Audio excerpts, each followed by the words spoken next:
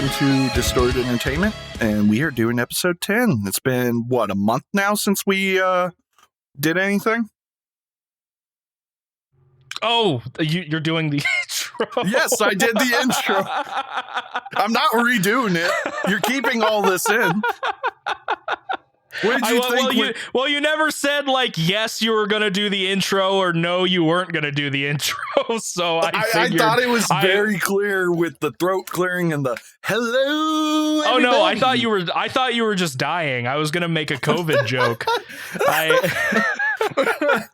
I was going to say, I'm the one that's been exposed to COVID. Why are you hacking up so much? I don't know what you... Dude, I work at FedEx. I'm exposed to that shit almost every day with those that's plague rats. Fair. That's fair. Yeah. Yeah. Okay. Yeah, so that was the intro. Hey, guys. Welcome to... Yes, we are doing episode 10. It's been a minute since the last episode went up. I actually... don't know when the last time it went up, so about a month. We've got a big episode planned, obviously, for episode 10. We have a lot of music to cover for our review portion, including a triple album from Swallow the Sun, and what is essentially a double album from Metallica, Load and Reload, and Songs of the North. It took me a second. I'm not sure why. So we'll be talking about those later, but we actually do have a lot of news, and we potentially have a list to do. It kind of we'll see how long the news and reviews take. We might make the list a bonus episode. We may Ethan, not. We gotta keep. No, come on. We gotta keep it going. We gotta keep making every episode slightly longer. No. We failed. The last couple of episodes have been shorter, and I cannot be happier about that. So. To start off the episode, obviously there have been some semi-high profile deaths, unfortunately, in the music world as well as the wrestling world that I wanted to bring up. First of all, rest in peace to Alexi from Children of Bodom. He was the lead vocalist and guitarist, I believe. He died. Let me get a date here. I can edit out the pause here. You sure he was the lead vocalist? I thought he was only the guitar player. I'm pretty sure he was the vocalist. Yeah, he was the guitarist, composer, and vocalist.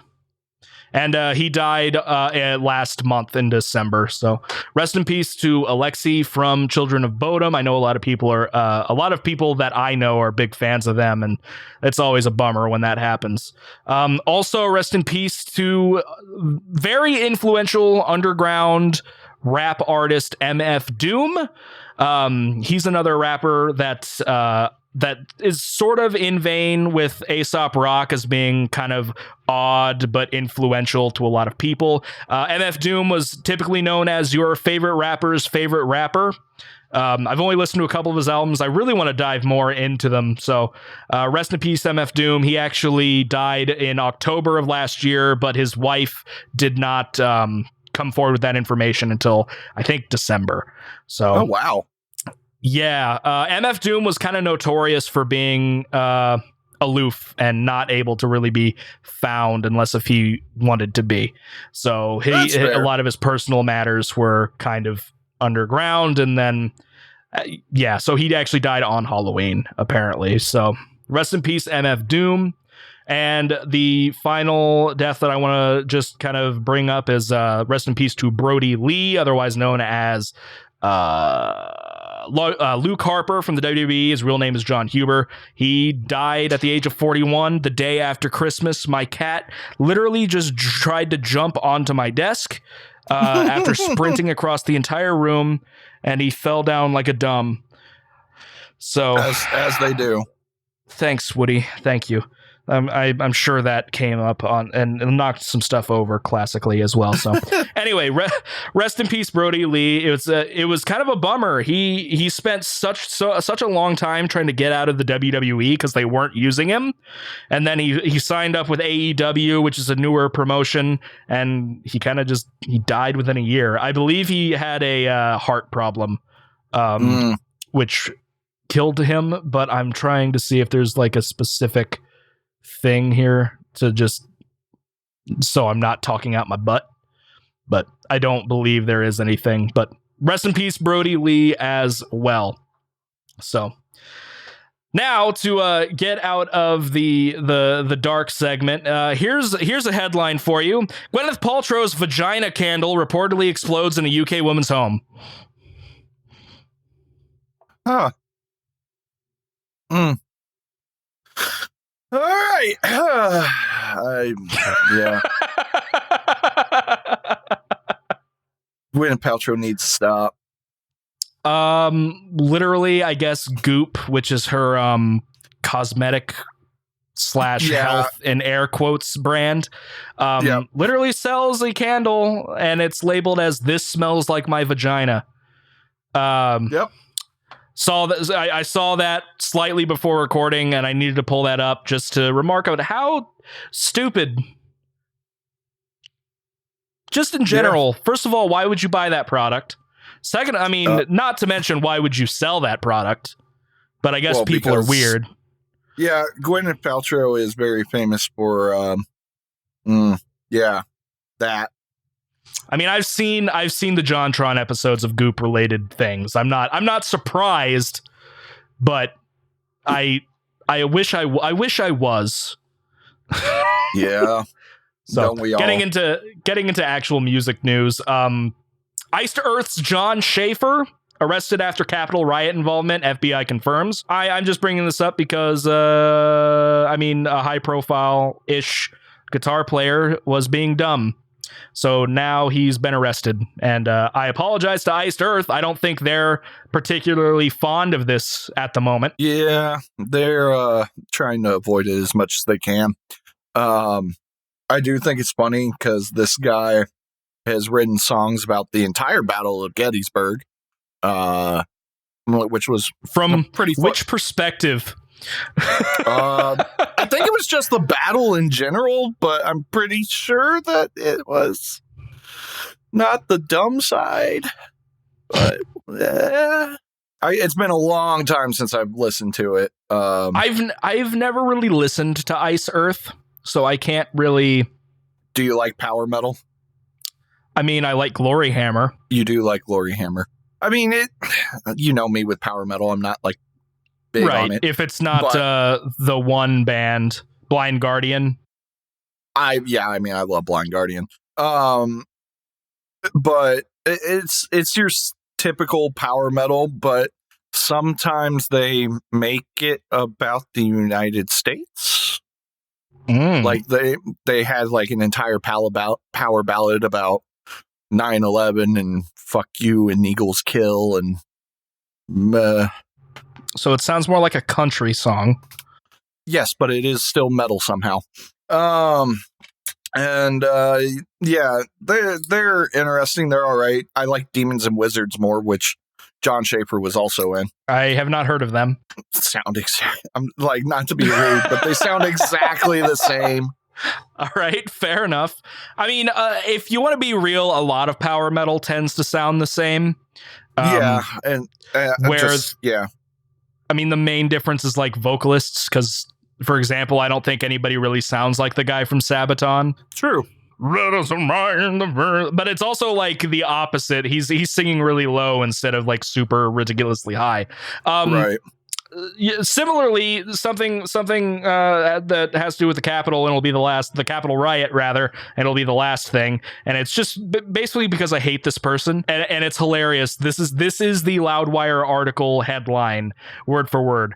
Liar Ted Nugent claims Trump supporters hurt nobody at Capitol riot despite violent video evidence. I just like how they called Ted Nugent a liar in the headline, and that's all I wanted to bring up from that, because Ted Nugent is a garbage piece of human trash. True. Yeah, just to bring up a funny moment. Not Ted Nugent. I don't give two shits about the guy for the same reason that you don't like him. He's a piece of garbage. So where I work and everything, they're I live in Indiana. It's red territory. A little bit, yeah. And so I, at my job, have to do a lot of sitting and waiting for something to happen. So I'm usually reading a book and everyone else is talking. And of course, people don't get the whole, hey, we shouldn't talk about politics at work or anything like that. Yeah. And I'm staying out of it but I almost died laughing / almost yelled out in anger. Because one of them is definitely like, what is the conspiracy thing? QAnon? That, like, yeah, she's definitely like just sucking on the teat of that. Gross. Yeah. And she was like talking about how like the one guy that was wearing the bull hat is always at Antifa rallies and Black Lives Matter movements and all that. But the one that just killed me was she brought up the guy with the hand tattoo. Oh, the guy with the Dishonored tattoo that people are trying to say is a hammer and sickle. Yeah, it's literally like, from the video game she was Dishonored. Just like, it's the Antifa tattoo, and like I audibly snorted at work. And what happened then? They ignored me. Of course. Yeah, I wasn't going to correct her. I hate people, just in general. Now, to be fair, granted, a lot of people get that marker on their hands in Dishonored, but the first time you see it is on Corvo, and let's be honest, Corvo is Antifa. Yeah, but it's not an Antifa symbol. By no means.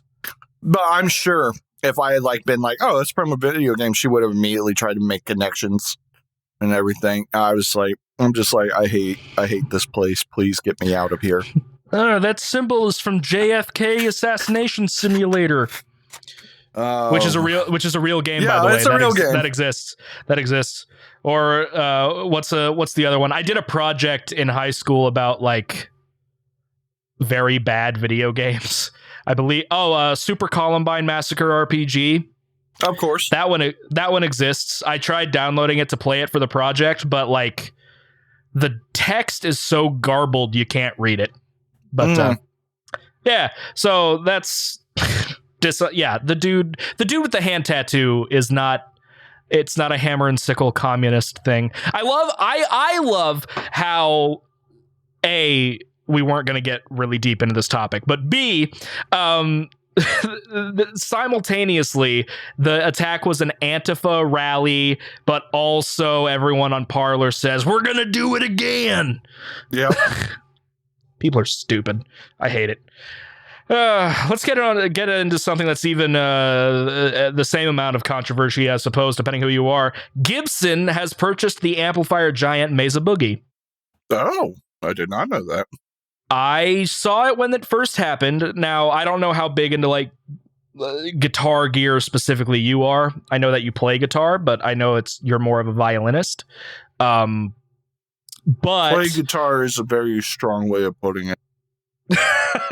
Fair enough. I mean, I don't play guitar either, but I just like talking and looking up gear. So people were kind of freaking out because as of late, Gibson hasn't really had very good PR. Their instruments are A, ridiculously overpriced, and B, for those ridiculously overpriced items, they have had very questionable quality control and have been putting out just absolute garbage, weird guitar shape and bodies, and people aren't a fan. They kind of did this weird automatic tuning system that nobody really liked. Oh, I remember those. That looked cool at first. It looked cool, but apparently it didn't work very well, and people hated it. Damn. This is just going by memory. They also were like, so are you aware of plecking? I've like never getting heard your the guitar term. plecked. Okay, so it's a machine that basically makes your fret jobs perfect or whatever. Okay. But it's Sweetwater has one. It costs like $50 to get your guitar plecked, and apparently people really, really like doing it. However, there's only about 3 or 4 of these plecking machines. I believe one is in Sweetwater, and I believe Gibson has one. But it's supposed to be a guitar by guitar basis. It's not like a set bass thing. The machine is supposed to, or either the machine scans it, or you're supposed to put in the exact measurements of the guitar. And they were plecking everything by the same settings, which wasn't helping anything. That was another controversy. So basically what I'm trying to say is people think Gibson are going to run Mesa Boogie into the ground. Yeah. Which is possible, but it just depends if they're letting Mesa do their own thing. Is Gibson EA? What?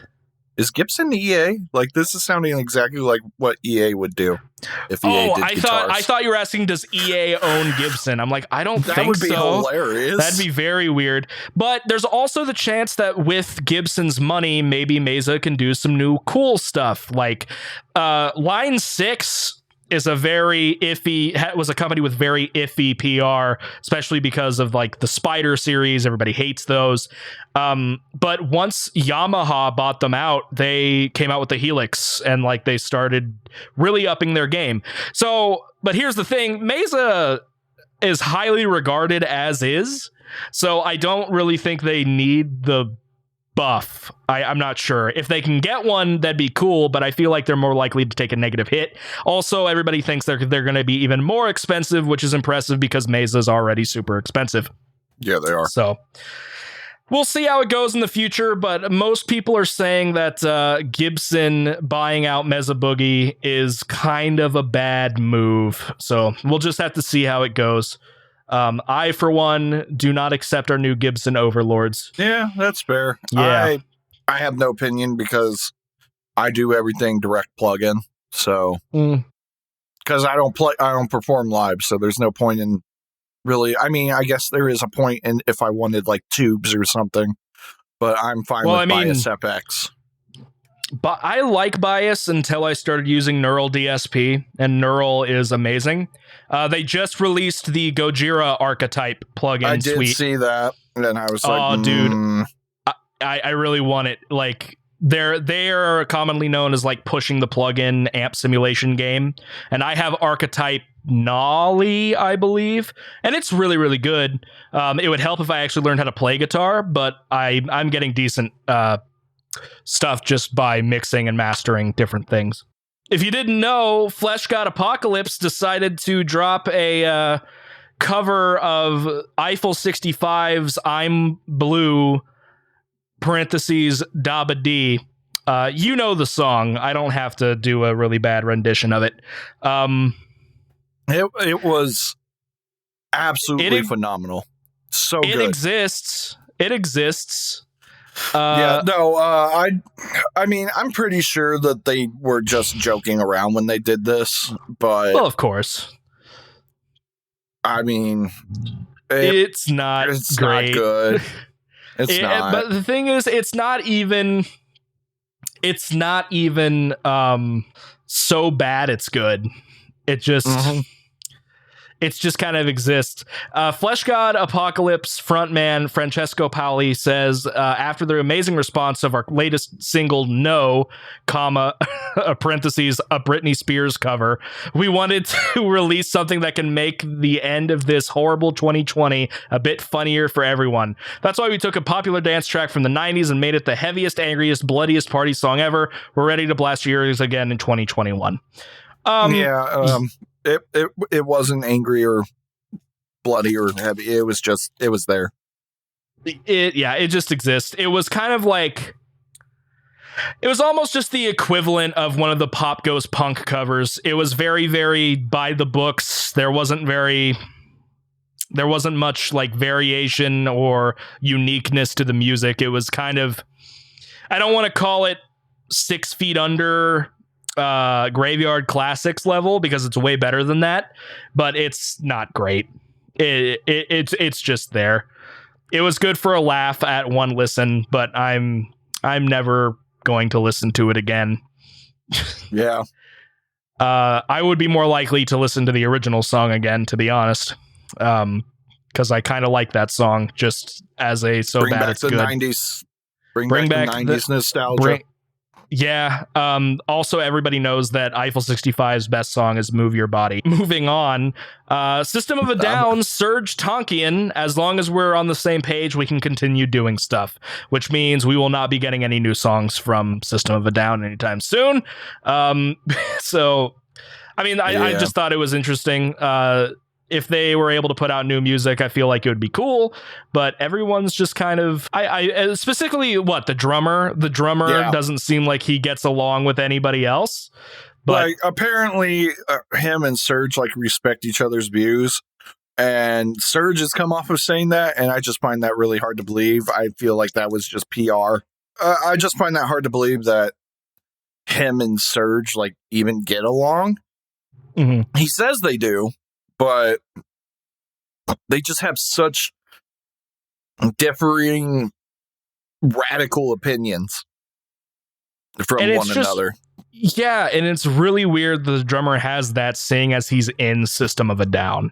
Right. I feel like System is a very political band. So that would be like Tom Morello and the lead singer of Rage Against not seeing eye to eye.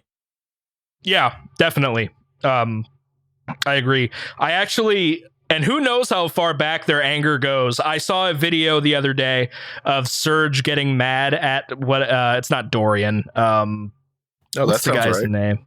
No, Dorian, I believe, is the guitar player. I don't know what his name is. I got you. But he was setting up for the song Bounce. So he was like, he was yelling at the crowd, you know, bounce, bounce, bounce. And it goes for like 20 seconds until he says, bounce, play the effing song, bounce, bounce. And like he glares at the drummer afterwards. It was a very funny video. So the reason I thought Dorian was because of his last name, which is Dolmayan. It's John Dolmayan. Gotcha. Yeah. But I mean, I would look forward to new System. I feel like if it's a little bit more on the experimental side, it would be better than, you know, what they put out earlier, late last year. Protect the Land and Genocidal Humanoids. I thought they were decent tracks, but it was nothing super special for being away for 15 years. So if they're able to do some more stuff, that'll be interesting. It also, like, I believe Dorian came out and said that all of the music for his other band's release was basically going to be System of a Down music, and it's just without Serge. By the way, it's not Dorian, it's Darren. Darren? Who am I thinking of then? Gotcha. Well, I was mistaken then on his name, and I apologize for continuously getting it wrong. But I've heard that ever done that. Never got anything wrong. Michael Olkerfelt or Ackerfelt, or however I was saying it over and over again. Me with Suno. Well, you do that on purpose. And technically, you should be saying son because you were correcting yourself at the end of that bonus episode. Yes. But there were other bands that I did that. I kept doing that with like some albums or like the Dying Fetus album. No, you kept messing up Anthropocene. That too, but I did it with the Dying Fetus albums as well. I don't remember that. Yeah, well. Anyway, System, that's cool. One specifically for me. Lars Ulrich says the new Metallica album is the heaviest thing, best one yet. I don't believe that fucking liar for a minute. If it comes out of Lars's mouth, I don't believe it. I mean, from that statement, I mean, it's not like I wasn't looking forward to a new Metallica record anyway, but I'm interested in seeing what he considers to be heavy. I was joking around with people on Facebook. It's like, are they going to start like is he going to start blast beating and James is going to start doing like gutturals? Fry screams. Jeez. Next Metallica album is Black 2, but it's actually a black metal album. Yikes. He said it's the heaviest thing, the coolest he enthused, but all kidding aside, if it wasn't because we thought that the best record was still ahead of us, then why keep doing it? Lars, shut the fuck up. Yeah, I don't like if it was James saying that it's kind of like a heavier record, I'd probably believe it. Probably not Lars though. Still, I'm looking forward to a new Metallica record just because I really did enjoy Hardwired. It was definitely a pretty decent album. It was my second favorite out of the Big Four's most recent records, with For All Kings being my favorite out of the four. Fair enough. I think that Metallica mention is a good segue. It would be if I didn't have like 19 other news articles. I'm just gonna hold my cap then. Okay. Well, the last music thing I have, and then if you have any specific ones that I didn't mention. No, I don't have anything at this point. Okay, cool. I got one news update. Okay. All right. Well, let's do this real quick. You might remember, I believe in episode 4, we went through a Loudwire list of the best death metal album from each year. I believe it was episode 4, but we've done this in the past with the 2019 being Blood Incantation. There's a lot of Opeth. They said Dying Fetus's Wrong One is the best of 2017. I mean, that's a lie. It's not a lie. It's a great death metal album. I don't know about that. It's amazing. But, I mean, I don't even... So, the reason I'm bringing it up is because they updated it with 2020. And because, obviously, it's now 2021, and they can claim what the best record is of 2020. They said, and I don't agree, it's the Black Dahlia Murders Verminous. What? Oh, Loudwire, you fucking dumbasses. Yeah, I do not consider Verminous to be that good of a record. Just in general. I don't think it's a bad record, but it's definitely not best record of 2020, nor is it Black Dahlia Murder's best record. Absolutely. I thought it was very, very dull. And it sounded like they were tired doing the whole record. Like there's no energy. It was very lethargic. And I just, I don't agree, especially with the blurb. This is a thrilling new high as the band creeps up on 20 years of existence, ready to keep their seat as the throne of warm. Yeah. Because their last record was better than this. Oh, what was the last one? Nightbringers? That's right. Nightbringers. Nightbringers was a great record. Nightbringers is arguably one of their best. Still, my favorite will always be Nocturnal. Well, that's kind of like the default pick. It's kind of like the normie. It's the normie answer. Oh no, I agree with people. Oh my god. Yeah, how but when I say that I agree with something, you're gonna argue with me. It's like, well, they're wrong. Well, that's because you don't like good music. I love great music. But anyway, no, I do not agree with Black Dahlia Murders Verminous as the top album of the year. I honestly completely forgot about Verminous. Like, I know it exists because in my head I see green. But other than that, I'm like, I don't remember a single track from it. I've listened to it like maybe twice. I listened to it once and I can't. It's not good. Man, for me, the best death metal record was the new Napalm Death record. I thought it was fantastic. I listened to the whole thing, and it was a very, very good album. And I'm not even saying that because Amoral was my second second top single of the year either. It just had way more energy than Verminous.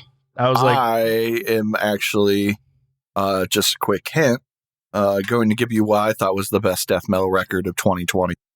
Ooh, okay. I'm looking forward to it. Yeah, so that was an update on that. And later in the episode, we are going to go over another Loudwire article, which is the best metal album of each year since 1970. I'm looking forward to hitting that. So then I have one news article for games and a couple things for movies. Did you have anything you wanted to mention? Yeah, Sabbath is a very good boy and he's super cute. Okay, I mean, he is. I do agree. I don't know where my piece of garbage cat is. He's probably hiding under the bed. I do have personal stuff to mention once we get to that, but that's in the future. Oh, okay. Okay, so gaming thing I wanted to bring up, and it won't really matter because the game is releasing this Wednesday, which will be last week. Hitman 3 is coming out on Wednesday this week. It is a Epic Game Store exclusive, which I would not typically care about, except for the fact that I own Hitman 1 and Hitman 2 on Steam, and they aren't going to be able to, at least for now, they said they're working on it. They're not going to be able to tap into the Steam versions of the game to import those levels and progression into Hitman 3, much like Hitman 2 did with Hitman 1. So what I'm hearing is you should wait a year until it gets released on Steam. That's what I'm thinking, but if they said that there's some compromise. They said that if you buy Hitman 3 within the first week, you get Hitman 1 for free, which is cool. And then because Hitman 2 I don't even think is on Epic yet, They said they're going to be putting Hitman 2 on Epic, and it's going to be regularly on sale, and it's going to... No, fuck that, man. Well, they're trying to remedy it a little bit, but they also said that we don't want to have to make people pay twice. So they said they're trying to work with IO Interactive to be able to link it to the Steam versions of the game, which I think is cool. Honestly, I like Hitman enough that I may buy it already. But I'm going to be iffy about purchasing Hitman 2 again. I'm fine with it. I actually don't even know if I own Hitman 1. I think I got it from Gene's Steam library. So, I mean, that'll work out, but Hitman 2 is going to be the iffy thing. So so usually I'm a defender of Epic. I think they have some cool stuff, and I like that they give out games regularly, but this is kind of a negative mark on it. I hope they can work something out, and I do respect that they're like, we don't want people to have to rebuy the game, so we're trying to work on it. So, like, I don't typically have a problem with Epic. One of my problems is just the no cloud save thing that they have, which is weird to me. Right. But I don't mind exclusivity to an extent, because a lot of people got super angry about it, and I'm like, I mean, Bethesda does it, Ubisoft does it, Epic does it, Origin, all those. You got all these, their exclusivity, and yeah, Steam is the big one, and but like, another company comes in and they're doing it. I did understand the anger about like Metro Exodus, and like last minute they went to Epic. I thought that was shitty, but everyone that bought and pre-ordered the game, they got their Steam versions and everything like that. Right. Yeah. I mean, I'm fine with it unless if there's a thing like this where it's like, hey, Hitman 3 is going to be doing the same thing Hitman 2 did, where you can import the levels and play the old levels with the new features that the new game has. But there's a problem because one of the games isn't even available yet on the platform, and you may already own it. So, I mean, that's a little weird, but I am happy that they are trying to relieve that. And I guess just from what you were saying a second ago, I guess I did remember a few things. Speaking of IO Interactive, I don't know if we brought this up on the last episode. We may have, or on an episode, but they are making a James Bond game, which I'm kind of excited about. We brought that up before. Okay, then I won't go too deep into it, but I'm excited because, like, with their recent work on Hitman, that's kind of cool. I think they can do a really cool James Bond game. It's been a while since we've had one, too. Similarly, it's been 11 years? It's been 12 years since we've had an Indiana Jones game, and they just announced that Bethesda and the company that made the new Wolfenstein games are making an Indiana Jones title, which I'm sort of excited about. The last Indiana Jones game I played, I believe, was on the PlayStation 2. I think I may have played the one that was on the Wii. I'm kind of excited if they kind of just go I don't want it to be like an Uncharted clone, even though Uncharted is technically just Indiana Jones. So I'm not sure what they're going to do, but I've heard that company and the new Wolfenstein games are great, even though when I played them, I was kind of like underwhelmed. I don't know how you feel about those. I enjoyed the first new Wolfenstein. I bought the second one, and I have not played it yet. I just remember the outrage of people getting mad that it was a game about killing Nazis when every Wolfenstein game is a game about killing Nazis. Yep. And I double loved it because the developer was like, what's wrong with killing Nazis? Like, we should. We had an entire war about it. Exactly. So that's what I got on gaming news. I feel like there may have been some other stuff, but these were things that were popping up within the last few weeks where we haven't recorded. I should probably start saving things if we ever do that again, but hopefully we don't have too long of a break like that again. And then I just have a couple of things on movie news, and then we can kind of get into the swing of things. The meat and potatoes, if you will. Yes, I haven't said it in a while. We'll get into the meat and potatoes of things. Nicolas Cage's next movie is a blatant Five Nights at Freddy's ripoff.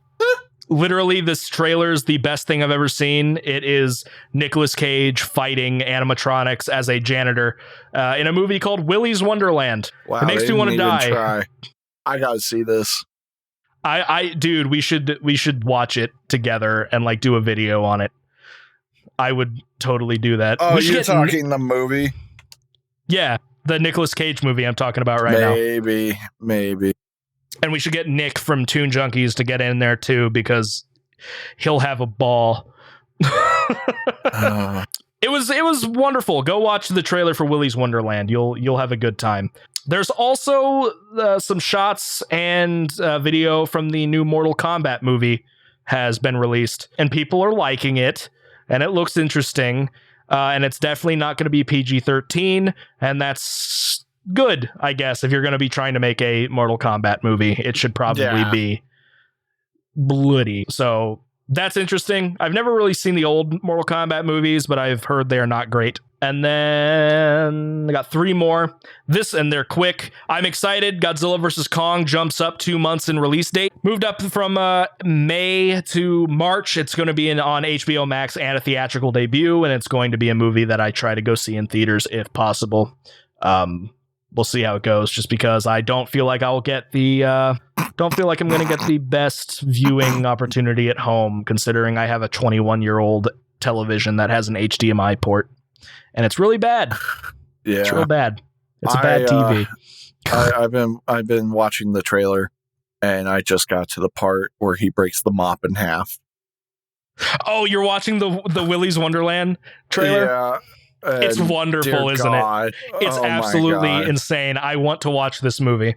It's gonna be trash. It's gonna be straight trash. Oh yeah, but it's very clear they know that it's supposed to be trash. Well, that's the thing. I don't think Nicolas Cage does good movies anymore. I think he just does either trash or weird stuff like Mandy. And I heard Mandy was really weird. Dear God. For lovers of classic Universal monster movies, YouTube is going to be hosting 7 Universal monster movies for free that you can watch on there. That's pretty exciting. Nice. Dracula, The Mummy, Frankenstein, The Bride of Frankenstein, The Invisible Man, The Wolfman, and Abbott and Costello Meet Frankenstein will all be on YouTube for free. So that's kind of cool. I just thought that was a cool little tidbit. And then the last thing I have is the list for later. So with that being said, unless if you're still watching the trailer. No, I'm good. I think I'll dig right in. Ethan, I think we'll do our little music-y reviews that we do that started this channel. We listen to music? Nah, sometimes I don't know. I was given Metallica's Load and Reload. Controversial albums. Yeah, they were. So I guess I will just go for it. Not only did you give me those, but then you gave me a really, really obnoxious assignment, which I saved until the last minute. Luckily, somehow, even though I did it at the last minute, which was yesterday, we didn't record yesterday. So then now I'm prepared. I look like a good boy. Oh, yay! Yeah. It's like the complete opposite from when we did our top songs from 2020. Yeah. So I can understand why these are controversial, because I'm not going to lie, a lot of them sound generic as hell. Like, we're talking, I listened to some of those and I thought I was listening to a Godsmack song. Really? Uh-huh. I don't know if I ever got that vibe from it. And to prove my point, I will have you listen to a Godsmack. Okay. A Godsmack album, because Mitch used to be a big fan of them. and I still Okay, like so some you of their have like stuff. a specific song? Yeah, I'm getting there. Okay. I'm not wearing my glasses, so that's not a good one. Keep in mind, I only like 2 Godsmack songs that I've heard, and then the other song was Crying Like a Bitch, and I hate it. Yeah, no, that's not a good one. I also don't like Voodoo Child or Voodoo or whatever it's called. It's just Voodoo. All right, Voodoo Child is Hendrix. Yeah. But they have a cover of Come Together that absolutely slaps. You made me listen to it, and it was not bad. Listen to Changes by Godsmack. That's a horrible title. They don't have a lot of good titles, to be fair. How much of this do you want me to listen to? Yeah, just get like a good verse in. I personally like all their albums up until The Oracle, and The Oracle had some good stuff. Gotcha. The only song that I know other than the cover is Enemy, and I like that song. But it was on a SmackDown versus Raw game. Yeah, I think that's actually on their album The Oracle, if I remember correctly. No idea. All right, let me give this a listen. Maybe I have heard this, but it kind of sounds exactly like a lot of music from back then. Right. Not a bad riff, though. I like it. Production's good. So I hear the Hetfield in his voice, but I don't like it. Oh, really? Not in this song, but like as soon I'm like when you said I kind of reminded to Godsmack, I'm like the riff isn't really there. It's a good riff. The tone is a lot colder. It kind of sounds like that early nu metal guitar tone. So I hear the Hetfield, but other like the mannerisms, but I do not like his voice in this song. But for me, it's like I do feel the riffage, maybe not like in terms of like the tonality, but the rhythmic aspect of it and some of the chords that they're choosing. It just I was listening to it and I was like, this kind of sounds like a Godsmack piece. Oh, okay. Interesting. Not the take I expected, so that's cool. Did I hate these albums? No. But it was certainly a trudge through it because there were definitely songs that were really not okay.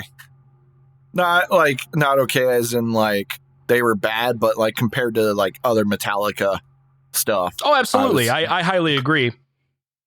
And I definitely like Load more than I like Reload.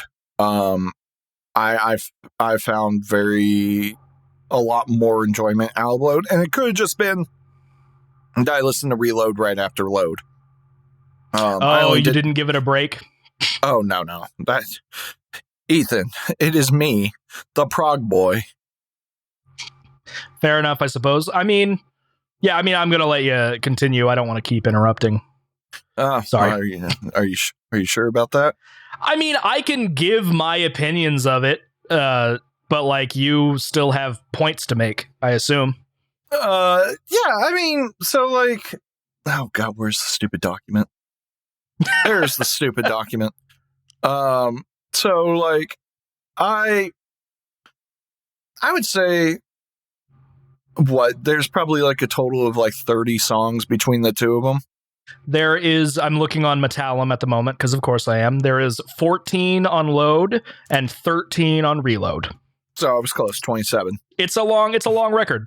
It's like 4 songs more than Songs of the North. Yeah, but not as long. That's also kind of true. Yeah. And so like I said, it's just some of them felt very generic. Other ones, as albums, they just didn't flow well. And I can't remember, what's the story behind these? Are they like B-sides almost? So Load and Reload, the thing was after the Black Album, when they started writing this, all of these songs they just had all of these songs that were ready to go. Well, some more ready than others, obviously, like we've mentioned, because obviously some feel a little half-baked.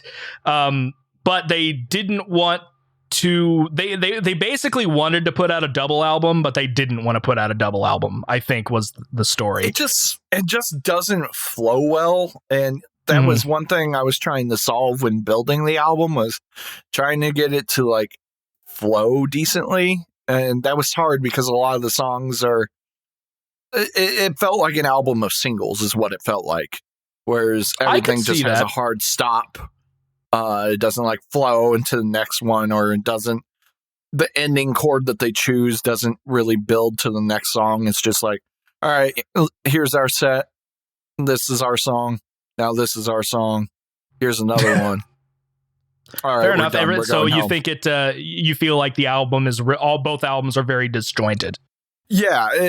And for me, as somebody who doesn't listen to singles, I mean, like a new band comes out with a single and like Flesh God Apocalypse with the Eiffel thing, or it's like a teaser to a new album coming out. Yeah, I'll do that, but I don't like, I guess a lot of people our age will get on Spotify and just, make a playlist and it's single after single after single. Spotify is my favorite. That is great. Actually, just in case if people didn't listen to the last record or the last episode, which you should, what was the assignment that I gave you? Right. So the assignment I got was I had to listen to these pieces of shit, and then come on, I had to listen to these two albums, and basically carve away the really, really rancid fat that is terrible tracks or generic tracks, and try to build a solid album. Which I will give a statement here, and you can either agree or disagree. I think that there are enough good to great songs on these records to do that.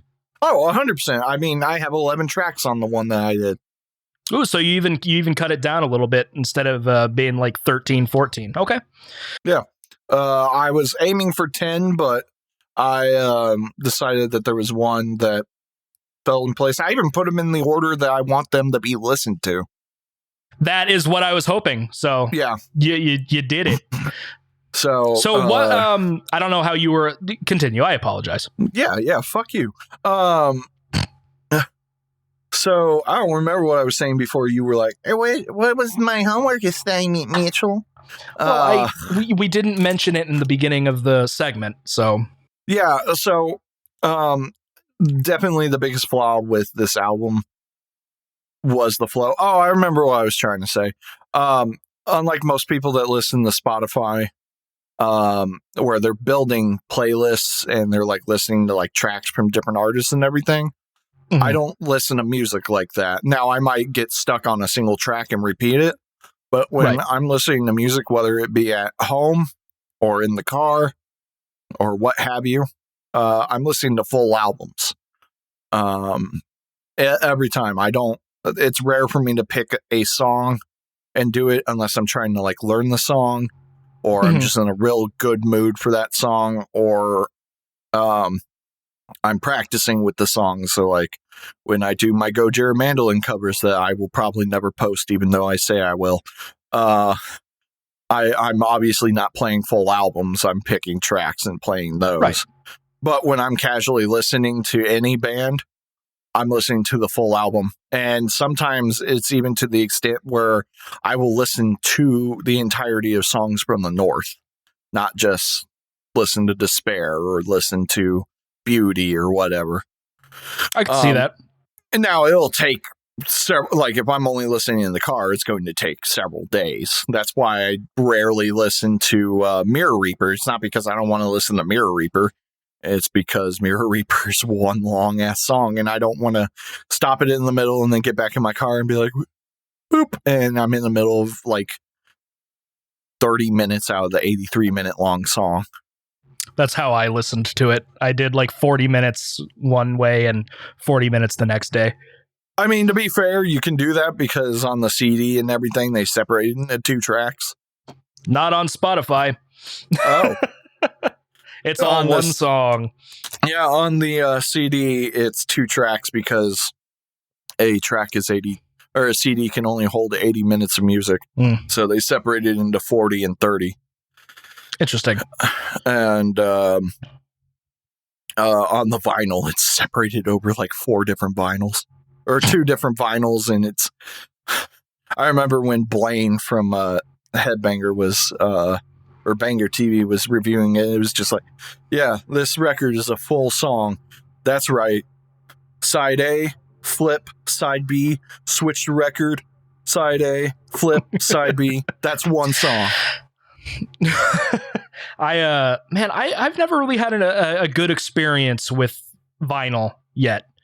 I have I've never had the opportunity. I have the entirety. One, I have Opeth's performance at Red Rock on vinyl. I had a friend of a friend who worked at Nuclear Blast, and I had mentioned to my friend that, hey, isn't this awesome? This is coming out right at my birthday. And the girl, her friend mistakenly was like, oh, I should totally send you guys vinyl. I'm like, are you meaning that to me too? And she's like, well, I wasn't, but you know what? Sure. It's almost your birthday. I'll send you the vinyl. And it was like, holy shit. Yes, man, please. I wish you would have done that with the special edition, like Meshuggah collection that came out like 4 years ago. Well, so here's the thing. I think one of the reasons she did it is because she was leaving Nuclear Blast. Shortly after that, she announced that she was going somewhere else. But I got like the special edition, so it's like a red and green splattered record and everything. And I keep meaning to go, and I want to take it to a show, but I'm so scared to take it to a show to like get it signed by the band. I've only had one opportunity to do that with Opeth, which was when I saw them before COVID hit and lockdown started. But the other one I have is I bought the BioShock 2 special soundtrack or special edition, and it came with a vinyl of the first soundtrack. Oh, interesting. And I've listened to it. It's really good. Oh yeah, great soundtrack in that game. I listened to the vinyl, and like the vinyl was real. It's definitely a different sound. I get why some people would like it. To me, it's just not worth the money and the maintenance. You gotta spend $10,000 on each speaker to really get that sound, bro. Right. Well, and it's like the maintenance, because as soon as like there's a scratch or there's a piece of dust, and I'm like, I'm okay, man. Just give me the 64 kilobit MP3s, which is the audio equivalent of gravel. Yeah. I've thought about purchasing vinyl before, but as like collectors things, because I don't even have a record player. Right. I thought about buying the Enter the Gungeon soundtrack when it was on sale for a little while. Great soundtrack, like one of my favorite video game soundtracks. And then recently I've been thinking about doing that for the Hades soundtrack, but I have more important things I can spend my money on. So I do remember some news that I wanted to bring up. Okay. And you can either leave it here. I'm just going to leave it here. It makes sense with our discussion of vinyl, even though I'm supposed to be reviewing Metallica. Bandcamp announced that they are going to start doing vinyl pressing. Oh, that's kind of cool. So, like, as their own, like, they're going to offer it to Bandcamp bands to press vinyl for them. That's very cool. So I was like, oh, shit, man, that's sweet. Like, I guess because of the whole vinyl resurgence and everything, one, it's just a good... Bandcamp's been really cool lately, like, all during COVID. Like, they'll have, like, a Friday each month where they don't take any percentage of any of the sales from the bands. I've seen that happening more often. Which I was like, that's solid. And then offering this vinyl thing, like, that's so cool for the bands that, you know, probably wanted to offer that, but had to like either have like a huge amount of upfront cost. Yeah. And just like going like, we need like this many people to pay for it before we can even consider doing it. Right. So just the fact that they're offering that is neato burrito. But that's not about Metallica. Yeah, let's get back on track. Let's get back on track. So yeah, I listened to it in the background mostly. Some songs caught my eye. I did realize that I have actually, I mean, I've said before that I've listened to these, but there were definitely songs that I'm like, oh, I do know this song. Like I knew King Nothing. I knew Fuel. Like, yeah, King Nothing was another one of the singles. Yeah, and everyone knows Fuel. Like, come on, give me. Give me Fuel. I don't like fire. Fuel, to be honest. Well, no, that's your MO. And I knew Bleeding Me, and I think that was about it. Were there any? Well, obviously there will be because you made the thing, so I'm not even going to ask. Never mind. No, I was going to be like, were there any other songs that you enjoyed? Maybe. So overall, like it. My album is just Fuel 11 times. How did you know? Who the fuck told you? Oh no. You've been stalking me.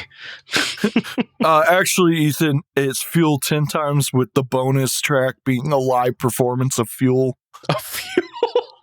No, I thought you were gonna say it's Fuel 10 times with a bonus track of Fuel. just the same track again. Just the same track. No. But if I was to rate these, it's like a 5 or a 6. Like they're not bad, but like Metallica's done way better. Yeah. And I'm not even like a huge Metallica fan. Respect them. Not a huge fan. Like after Black Album, it was like meh. Which I think most people are. Yeah, I mean, I would agree that these are very middle of the road albums, but I think between them there is a good album in there somewhere. So I think I should talk about my album, which... Yeah. Did you come up with a cool name for it? Bullet in the Chamber. Let's go with that. Totally didn't just make that up on the spot. Well, it's literally the same thing you joked about in the last episode. Wait. No, even better. Preload. Preload. There we go. I'm going to pre.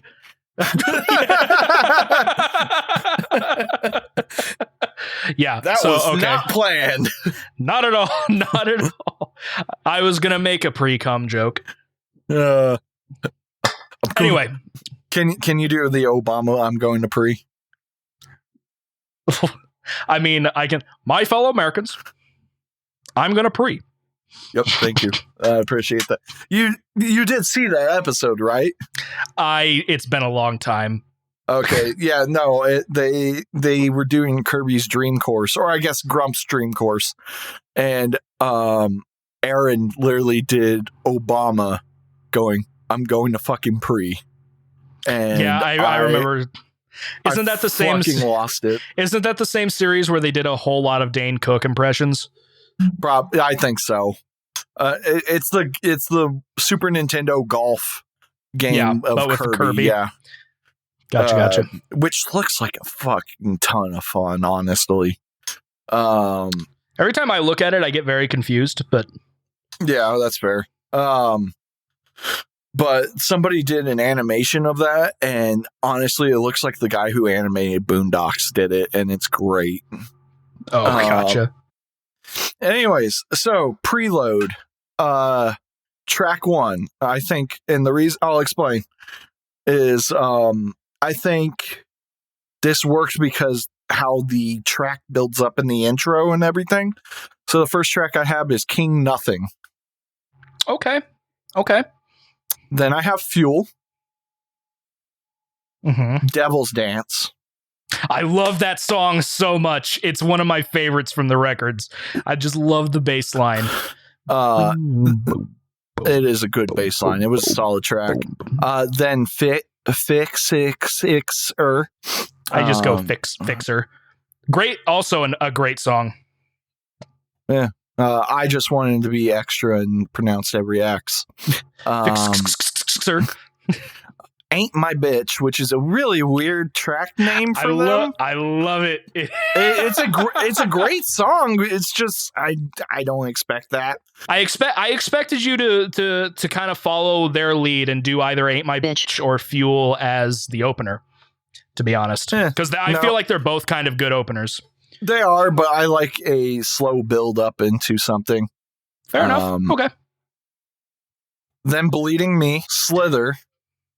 Really, Slither. I like Slither. I'm trying to remember Slither. The Memory Remains. Yeah, a lot of people consider that to be one of their best songs. Until It Sleeps. Good one. Mama Said. Great song. And then we end with The House That Jack Built. Okay, that's interesting. I feel like they're, just with my personal taste of the records, I feel like there's some glaring. Okay. All right. No, go. I feel like there are some glaring outliers. Unforgiven 2, I think is a great track, and okay, that's weird because I originally had it on there, but then when I went back through the discography, I couldn't find it. Really? It's on it's on Reload. It's 4th track on Reload. I could not find it. Okay, in that case, it's 12 tracks, and Unforgiven 2 is the last one. I think House of Jack Built's a better closer, but I appreciate you throwing it back on there. And then the other song that I think is a glaring omission is Low Man's Lyric with the hurdy-gurdy. Did I listen to that one? I might have missed some tracks because you gotta remember I use YouTube, but I went onto the Wikipedia and I swear to God, I don't remember hurdy-gurdy at all. Yeah, go look up Low Man's Lyric. It's honestly one of my favorite Metallica songs. Oh, well, look at that. It's right there. Oh, wait, I thought I had this on there. God damn it. You made your list yesterday, but you had some hiccups. No, you know what? I took this off because I didn't like Hetfield's vocals on it. Aw, I thought it was great. I thought his singing was great. It's very different. Yeah, at the 2-minute mark, I'm just Yeah, I mean, it's one of my favorites. What did you think about Ronnie? It was all right. It was a thing. I mean, some songs that I'm glad are on there. Devil's Dance. I feel like that is a very underrated song. You never hear people talking about Devil's Dance. I think it's great. I love that you put Fixer on there. I think it's the better closing album or closing song compared to the Outlaw Torn. And yeah, I mean, I actually really liked your list. You should save that, and I should make a playlist out of it on Spotify that people can link to if they'd like. Oh, great. I can't wait until all the 50 and 60-year-olds start going, this isn't built right. Back in my day. No, I mean, I think it was decently built. You had a fairly strong opening with King Nothing. And you kind of had your build up in the beginning. You had a couple of slow songs in the middle, and then you had a couple more bangers. I'm not sure how I feel about the House of Jack Built as a closer. It is good, but I almost would put Fixer, or if I was throwing on Low Man's Lyric, I would have Low Man's Lyric, just as a really depressing ending. Well, then maybe you should have built one yourself. I considered it, but it wasn't my job for this episode. So if you rated the albums themselves 5 or a 5 or a 6, what would you rate your curated album? Oh, I mean a 10. Obviously. Fuck. Everything I touch is pure fucking gold. Well, I guess the real thing I would ask is do you think if they released Preload as a record, it would have been better? I think received. I think maybe not Preload, per se, even though it's perfect. But It's a solid retrack. Yeah. I definitely think it needed to be retracked. They should have listened to a bunch of the songs and been like, wow, this is actually garbage, and throw it out. And instead, I think they just let Lars choose. What's your least favorite song? God, that's asking a question. I think one of mine is like Cure. I don't like Cure. Yeah, Cure wasn't great. Everyone's got to have the sickness. There were a couple though. It's just like, why? I feel like the blandest song where it's not good, it's not bad, was Hero of the Day. Let me hear that one. Better Than You is pretty bad too. I hated 2x4. I like 2x4. I feel like it's very close in feeling to Ain't My Bitch. Yeah, I could see that. A lot of people seem to like Where the Wild Things Are. Cure's drum intro is just like, is this an AC/DC song? Is that the one that No, Cure literally just starts with like a basic 4/4 drum. Oh. Yeah, I don't like Cure. Cure's not that good of a song. Better Than You is just so repetitive at the end. Yeah. Especially when it has the false ending and then it comes right back in. So it definitely, they should have definitely, either them or somebody else should have cut away a bunch of stuff and just released one album.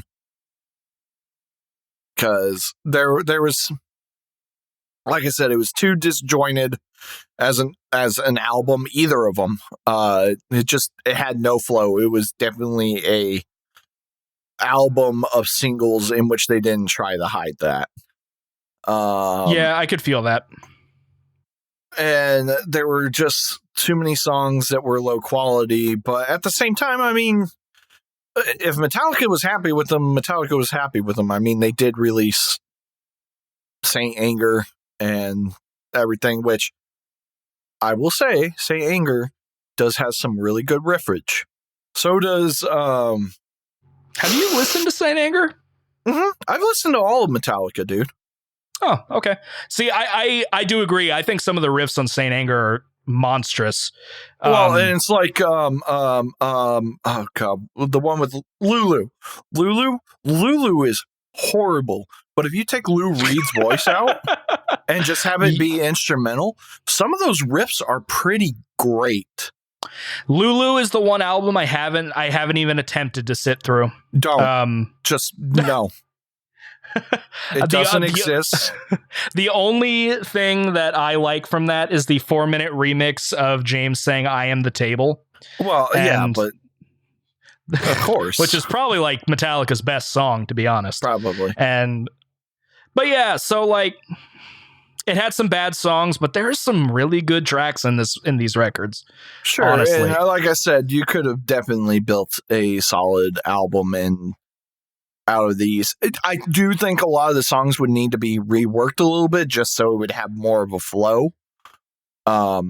Which by having a flow, I just mean maybe changing up the intro and outro a bit on some of the tracks. So they're not all like, I'm going to jump up in the air, hit the chord, the drums are going to hit at the same time, and then it's going to cut out with a little slide. Which a lot of the songs did that. They do that a lot, don't they? Yeah. And that's what I'm talking about. Like, that's why it feels disjointed, because they all end the same way, and it's that whole, we're playing a live show. There's no reason for this set list to be this way. It's just we're playing a bunch of songs. Yeah, I can see that. I guess my last question is, do you have a favorite track? I did really enjoy The House That Jack Built. It's a good one. Probably either that or Bleeding Me. Another good one. Or Ain't My Bitch. One of those three. I like that. I like that Ain't My Bitch is getting some love here. A lot of people like you. First of all, nobody really talks about Load and Reload unless if it's in a negative context anyway. And then on top of that, the only two songs you really hear about are Fuel and The Memory Remains, because they play both of those live regularly. I mean, that's fair then. But yeah, there's some solid stuff on here. Cool. Well, did you at least find it to be an interesting experience? It wasn't like drinking bleach the whole time. No, I mean, it was no dying fetus, that's for sure. But you're so wrong. Yeah, until you give me a worse one, the dying fetus is going to be the meme. I should give you their 1993 demo. I feel like you're just doing that out of spite. Actually, like I found out that existed and I went back and listened to it. And for a 1993 cassette demo, it actually sounds really good. I don't believe you because you like Dying Fetus. No, I mean like sound quality in and of itself. And it's weird because John Gallagher did the drums and he's not a drummer. And it was actually pretty solid. God, I love Gallagher. What a great artist. I love it when he hits a melon. I was trying to decide where you were going with that. So, I mean, cool. It makes sense. Well, it makes sense that Gallagher would be playing drums. That's the closest thing to hitting a melon. Oh, on Metallum, Load and Reload are both at 60%. I was respectively. Close. There we go. Yeah. Well, actually, Load is at a 61, and Reload is at a 60. So it was close. There we go. Because I liked Load better than Reload. And then St. Anger's at a 47. Well, that sounds about right. I like St. Anger. I think St. Anger's a great song. Yeah, it's a great song. But like, I think it's a good album. Yeah. Oh, Ethan.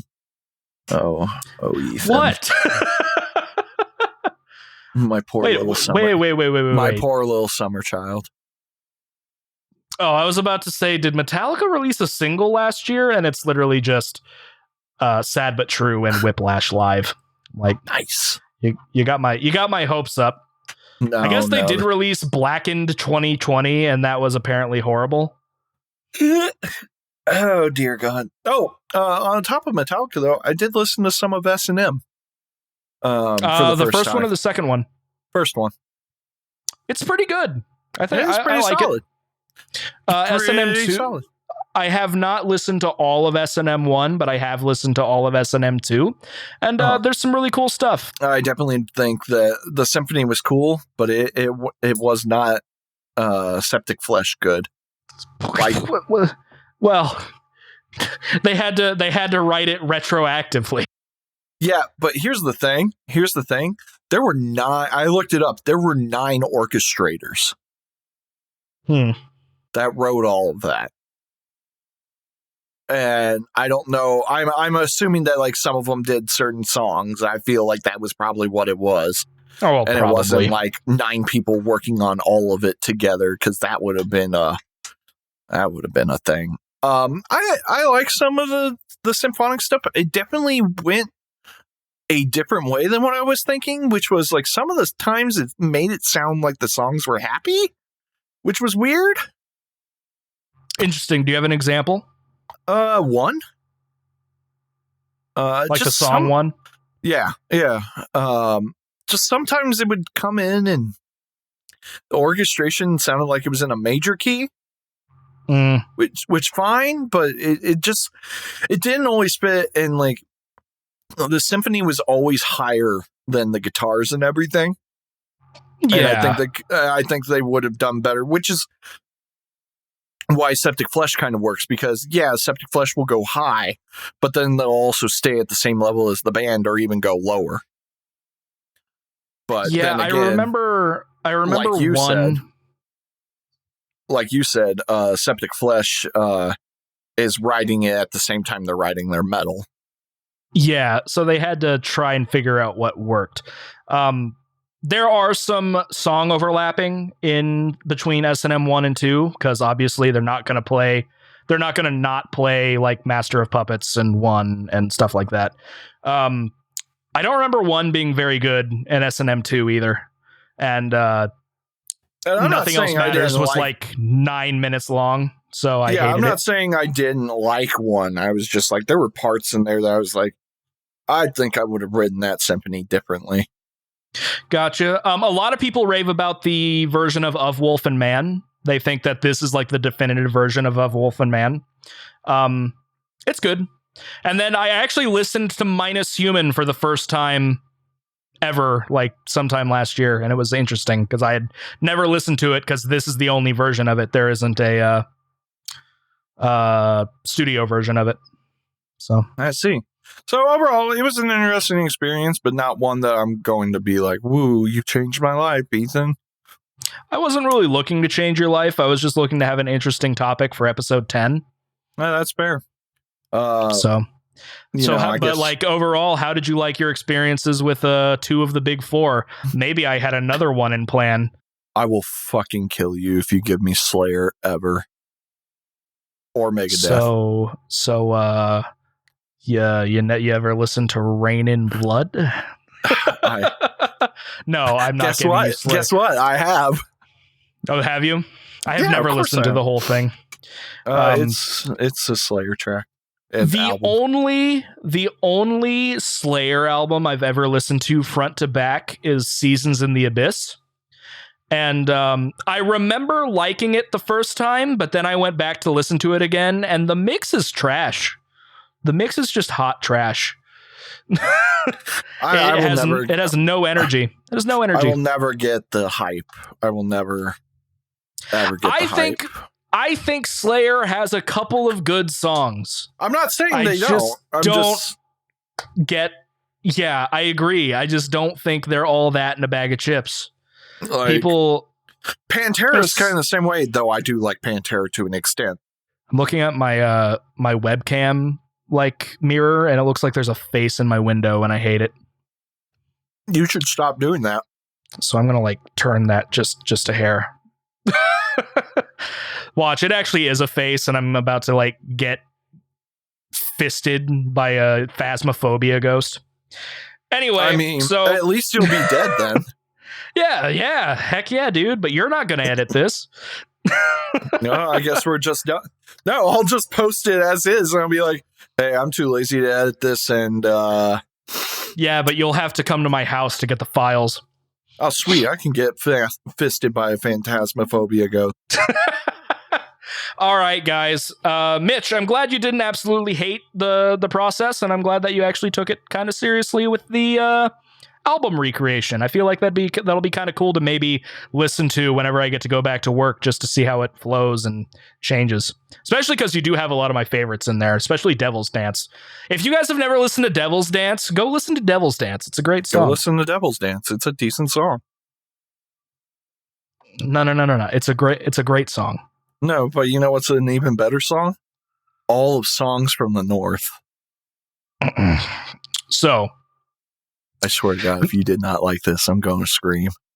Mitchell gave me a triple album from the... I don't even know. Oh, it's Finland. I was trying to say the actual town or city where they're from, but I'm not going to try and do that. No, they're from Finland.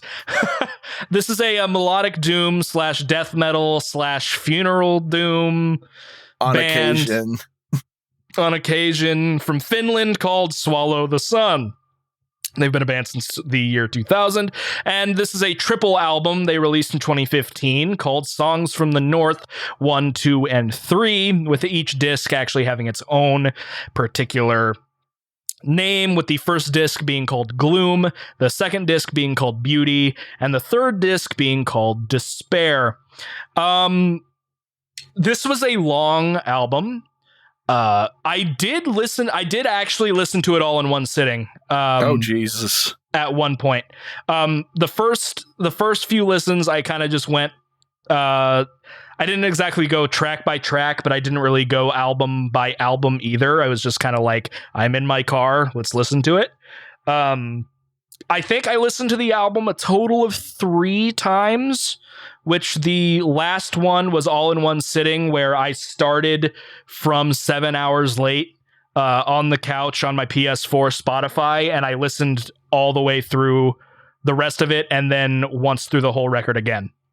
So I listened to like 40 minutes of Despair, and then I started back over with Gloom. That being said, I wouldn't do that if I didn't enjoy the record. Yeah, I was about to say, if you did that, like, whoo. So I have some complaints. That's fair. And I'll make those known shortly. The record is really good. I don't necessarily think I think you kind of overhyped the darkness of Despair. I don't necessarily think it's dark and it's heavy, but I wasn't feeling sad while listening to it, except for that one part where he's talking about like the butterfly flying onto his arm, and he's like, "Is there anything worth?" I love that part. Oh, yeah, it's definitely really good, and that is definitely heavy. That's part of the song Empires of Loneliness, by the way, if you're interested in listening to that specifically. But also maybe it's because I didn't sit down. I didn't sit down and listen to this at my computer, so I didn't look through the lyrics at all. Just from what I understood when I was re-listening to the records, which honestly wasn't much. I think the harsh vocalist is really good, but enunciation isn't really his specialty. He sounds a lot like if Michael from Opeth just didn't enunciate as much, but I think they have very similar vocal styles. I wasn't really a fan of the clean vocals throughout this record. You're not the first person I've heard say that. I don't necessarily think they're bad, and I certainly like some of the extra singers, like the women singers in Songs from the North. I actually do like. What? Let me confirm something before you keep going, and then I'll confirm if I'm right. Oh, did I mess something up? I mean, I know that there were some extra people who weren't in the band that did. No, you're 100% right. I just want to make sure about something before I say it. Okay. But still, I didn't. The guy's clean singing is serviceable. I just didn't think it was a particular highlight. I do consider Beauty to be the second record to be the weak point of the album. I don't necessarily. It's not. It's probably my least favorite of the three. Not that it wasn't good. I just feel like the two instrumentals are a little long in the tooth, which is, that's about 10 minutes of airtime that I can't ever get back from each listen. And then the other songs are good. I like Pray for the Winds to Come and Songs from the North decently. They're good. It's just Beauty is probably my least favorite. It's also not metal in the slightest. So if you're coming to this record for a 2.5 hour metal experience, there's about a 42-minute chunk that isn't really going to satiate you, but I imagine if you're coming to Swallow the Sun, you probably know that they have some less metal segments in general. That being said, I think my favorite song is actually the opener of the whole thing. With You Came the Whole of Your World's Tears. I think I said that right. With You Came the Whole of the World's Tears. Yes, that is actually my favorite song because I absolutely love the guitar piece in the very beginning. It's just the kind of like that running motif throughout the entire song. The dun dun dun dun dun dun dun dun dun dun. I actually like that a lot. And then when it comes to, I didn't really dislike any of the songs throughout Gloom or Despair, but I don't necessarily think I can name specific tracks that I can absolutely enjoy. The only segment that I can actually remember is the chorus of Lost and Catatonic. That's fair. Which isn't really my favorite song, but it does have a chorus that I can repeat easily. So, I mean, that's probably why it stuck. Yeah, like you did say when you were pitching this album to me, if you want kind of this just overly oppressive and dark, gloomy atmosphere with your music, you will absolutely love Despair, except for the 3-minute intro to 7 Hours Late. That it's good, but I love it. It's good. It's good. It's weird because the first time I listened through it, I remembered you saying something about that song, but it had already passed by that section, and I thought it was just on the end of The Gathering of Black Moths. So I was like, oh yeah, I don't remember there being a drone part in this song, and then I listened to it again the other day while I was playing Slay the Spire for 3 hours. By the way, if you like deck building games, Slay the Spire, it's a perfect game to listen to music to. So, Swallow the Sun's Songs from the North 1, 2, and 3. I do recommend it. I do not necessarily recommend you listen to the whole thing in one sitting, because it's a lot of music, and unless if you have time and desire to do that, you might get a little stir crazy. But it has some great songs. It has some really good emotional moments, and I do enjoy it. Out of the three, which one was your favorite? I would say Gloom, just because it has the most diversity of everything. I personally, Despair is the one for me. It's great. But it reminds me of like Primitive Man. I don't know about that. It's like if Primitive Man had less noise elements. Then it's not Primitive Man. That's what makes Primitive Man Primitive Man. But Primitive Man is like Funeral Doom with noise elements. So basically, I'm just saying it's a Funeral Doom album. Well, there you. Wow, how hard was that? But I mean, that's the closest thing that I can compare it to, really, for other things that I've listened to. I mean, but I've only had one experience with Bell Witch, and that was 2 years ago. I haven't listened to anything since. Are you telling me you have not re-listened to Mirror Reaper? No. What the fuck's wrong with you? I listened to it once, and I haven't felt the need to listen to it again. Gross. Funeral Doom isn't exactly my go-to genre. Lame. I like it, but like I don't think I'm really going to listen to Despair all that much after this. And in fact, the only song that I can out of this entire record, well, there's a couple actually. I would like, in terms of if I wanted to throw this on a playlist or something to have interspersed between all of my other music, I would probably have With You Came the Whole of the World's Tears. Pray for the Winds to Come, I believe, is another one. Is that the one that actually name drops songs from the North? Yes. I actually can't tell. I think it is. But then I also do like the title track, Songs from the North. Eyes like blue sapphires. Yeah. For me, I do like his singing in that song. The two songs that I really enjoy off of Despair. I mean, I do love 7 Hours Late, if for nothing else than the stupid 3 minutes of keyboard and then just all of a sudden super heavy. But Empires of Loneliness, just for that one section alone. Oh yeah, it was the heavy monologue that then goes into the tremolo picking. Fantastic. But also, oh god, what is it called? It's like When Clouds Battle or something like that. Oh, the closer, The Clouds Prepare for Battle. I think it's a great closer. It's just the you got the super heavy stuff, and then it cuts out to the like choir and the male choir singing and everything in the middle. So good. It's good. This was a very good album. I have to give it to you yet again. You've been knocking it out of the park within these 10 episodes. Only one really has been not great. Yeah, Letters from the Colony. I didn't really enjoy. Which, it wasn't even that you didn't really enjoy it. It was just generic. You were like, it's Meshuggah, but without it being Meshuggah. Yeah, it's less interesting Car Bomb.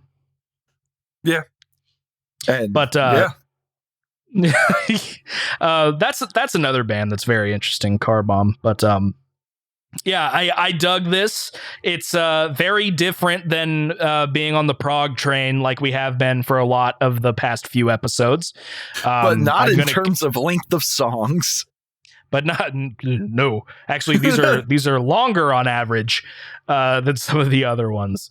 But as you continue to give me prog bands, I'm not going to leave this dumb prog train metaphor that I keep doing. It's going to be like my longest running joke. But yeah, Songs from the North was very, very good. I do feel like the weakest segment of the record on like a whole is Beauty. I can see Not that it's bad. It's just, you know, if you're wanting to have a metal experience, it's just obviously going to be the weakest out of the three. Not to say that it doesn't have great songs, because it does. I just can't stand the two instrumentals. But out of the two, The Womb of Winter is a lot better than 660, 50 North, 2840 East. It's latitude and longitude markers, and I didn't even think about looking that up. Now I have to. Hold on. It's probably going to be their town in Finland. Probably. Well, when I just copy and paste it, it just pops up on that. It just pops up the song. No, where is this? It is, where you at? It's Sala, Finland. Yeah, so it is in Finland. It's like in the middle of a roundabout. Can I like man it? Yeah, I can. Street view, baby. Oh, I wonder if it's like the compass like rose kind of thing. That's a Salinsky's. Yeah, it's just a big old roundabout. Nice. Maybe they just hate. Maybe they just hate roundabouts, and maybe that's why it's so repetitive. Wow, we're going in a circle. So, they must really hate NASCAR. Let's be fair. Everybody should hate NASCAR, but they don't, and it makes me upset. There's so much better racing out there. But anyways, so the thing that I wanted to confirm that was true is the woman you heard, her name is Aaliyah Stambridge. She's also the pretty lady on the cover of the album. Oh. So she was also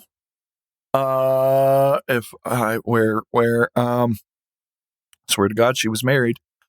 Could have sworn. Don't lie to me. Shut the fuck up. I know my metal trivia. Leave me alone. You're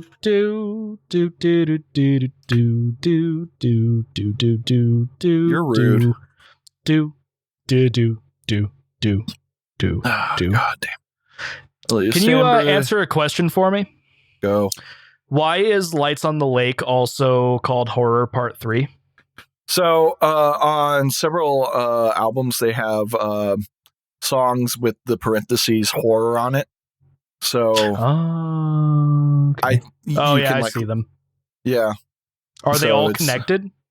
I believe so, but I haven't dug deep enough to actually give an answer. But yeah, there's Swallow, then Don't Fall Asleep, then Lights on the Lake, and then the last one is Labyrinth of London. God, I swear to God. What are you trying to figure out? Give me a second. I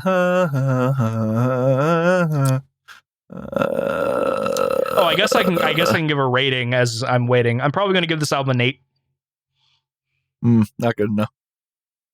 I think it's completely fair since one album isn't amazing. Mitch, I'm gonna have to put like a timer on you here soon. Oh, I don't even want to hear it. Okay. Fucking finally. Great. Found the answer. Okay, so Leah was the guest vocals on that album. She was also guest vocals on some Amorphous songs, if you know the band Amorphous. Nope. And she also founded the band Trees of Eternity, which is apparently a really good band that I still need to check out. But she's done a lot of singing. But she was romantic partners with the guitar player, or one of the guitar players for Swallow the Sun. And That's the last album she did with them. Because she's dead. Oh. Yeah. Okay. Uh-huh. Yikes. Yeah. All right. Well, thanks for that. Yep. Jesus. And so, it was heartbreaking. Like, the next album that Swallow the Sun did, which was When a Shadow is Forced into the Light, has a lot to do with that. I can imagine. But there's a lot more clean singing on it, which is weird for them. But did she also do the vocals in Lights on the Lake? Yes. Like, she is literally, anytime you hear a female vocalist, it's her. Or was her. So, yeah. Well, interesting. All right. Well, that's a bummer.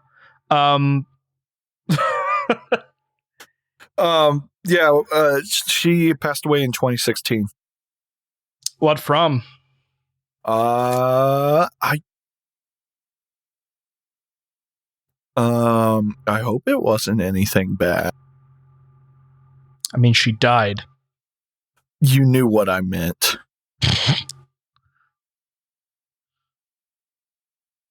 This album only has 4 reviews. Yeah, but an aggregate score of 93. There we go. That's good. The worst rated one is 88. Damn. It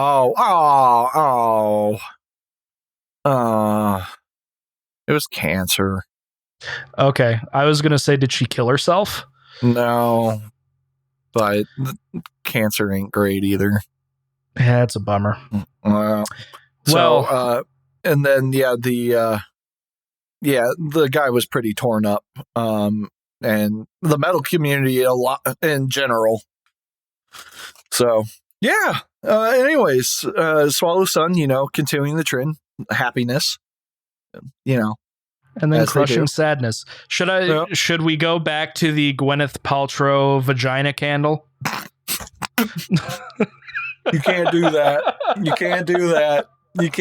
I literally just talking about a really amazing woman dying of cancer. You can't do that. Oh my God. The candle is $70. What the fuck? Wow, that's not cool. It's not cool. Anyway, well, Mitch, we haven't recorded since like before Christmas. So is there anything cool that's happened to you since our last recording session that you want to bring up? Yes, I bought a bunch of stuff that I probably shouldn't have, but I did. I'm redoing my computer setup. Again? By redoing it, I mean not the actual computer itself, but like desk. And stuff like that. I got dual monitors for my gaming computer, which is now also going to be my recording computer. Eventually, hopefully. I want to get it done tonight, but it's Mitch that we're talking about, so who the fuck knows? That's fair. I got a separate desk for my laptop, which will also have a monitor arm and everything, and it's a dual monitor arm, but the second monitor arm has a laptop stand on it. And so I'm just trying to organize that. I put in an adoption for a kitty. I saw that, but for some reason I thought my brain was like, I put in an adoption for a kid. Like, all right, Mitch. Nope. Okay. So I didn't get the first cat, but this one's looking more promising. So its name is Linux. Not the software.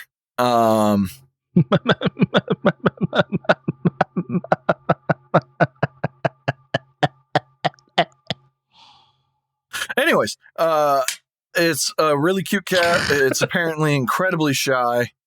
But it wants a kitty cat buddy. And I was like, my cat wants a kitty cat. Yeah. And it was like, he wants a kitty cat buddy. So there we go. Other than that, I found a steampunkish coffee maker that I should totally not buy, but probably will. It is $125. And Interesting. It's a balanced coffee maker, and it looks really neato burrito. And I saw it on a TikTok, even though I don't use TikTok, because just like I didn't use Vine, I somehow end up getting all the Vines. My roommate keeps sending me TikTok videos, and first of all, how dare you? And then second of all, some of them are actually funny, but it's rare if I actually look at them.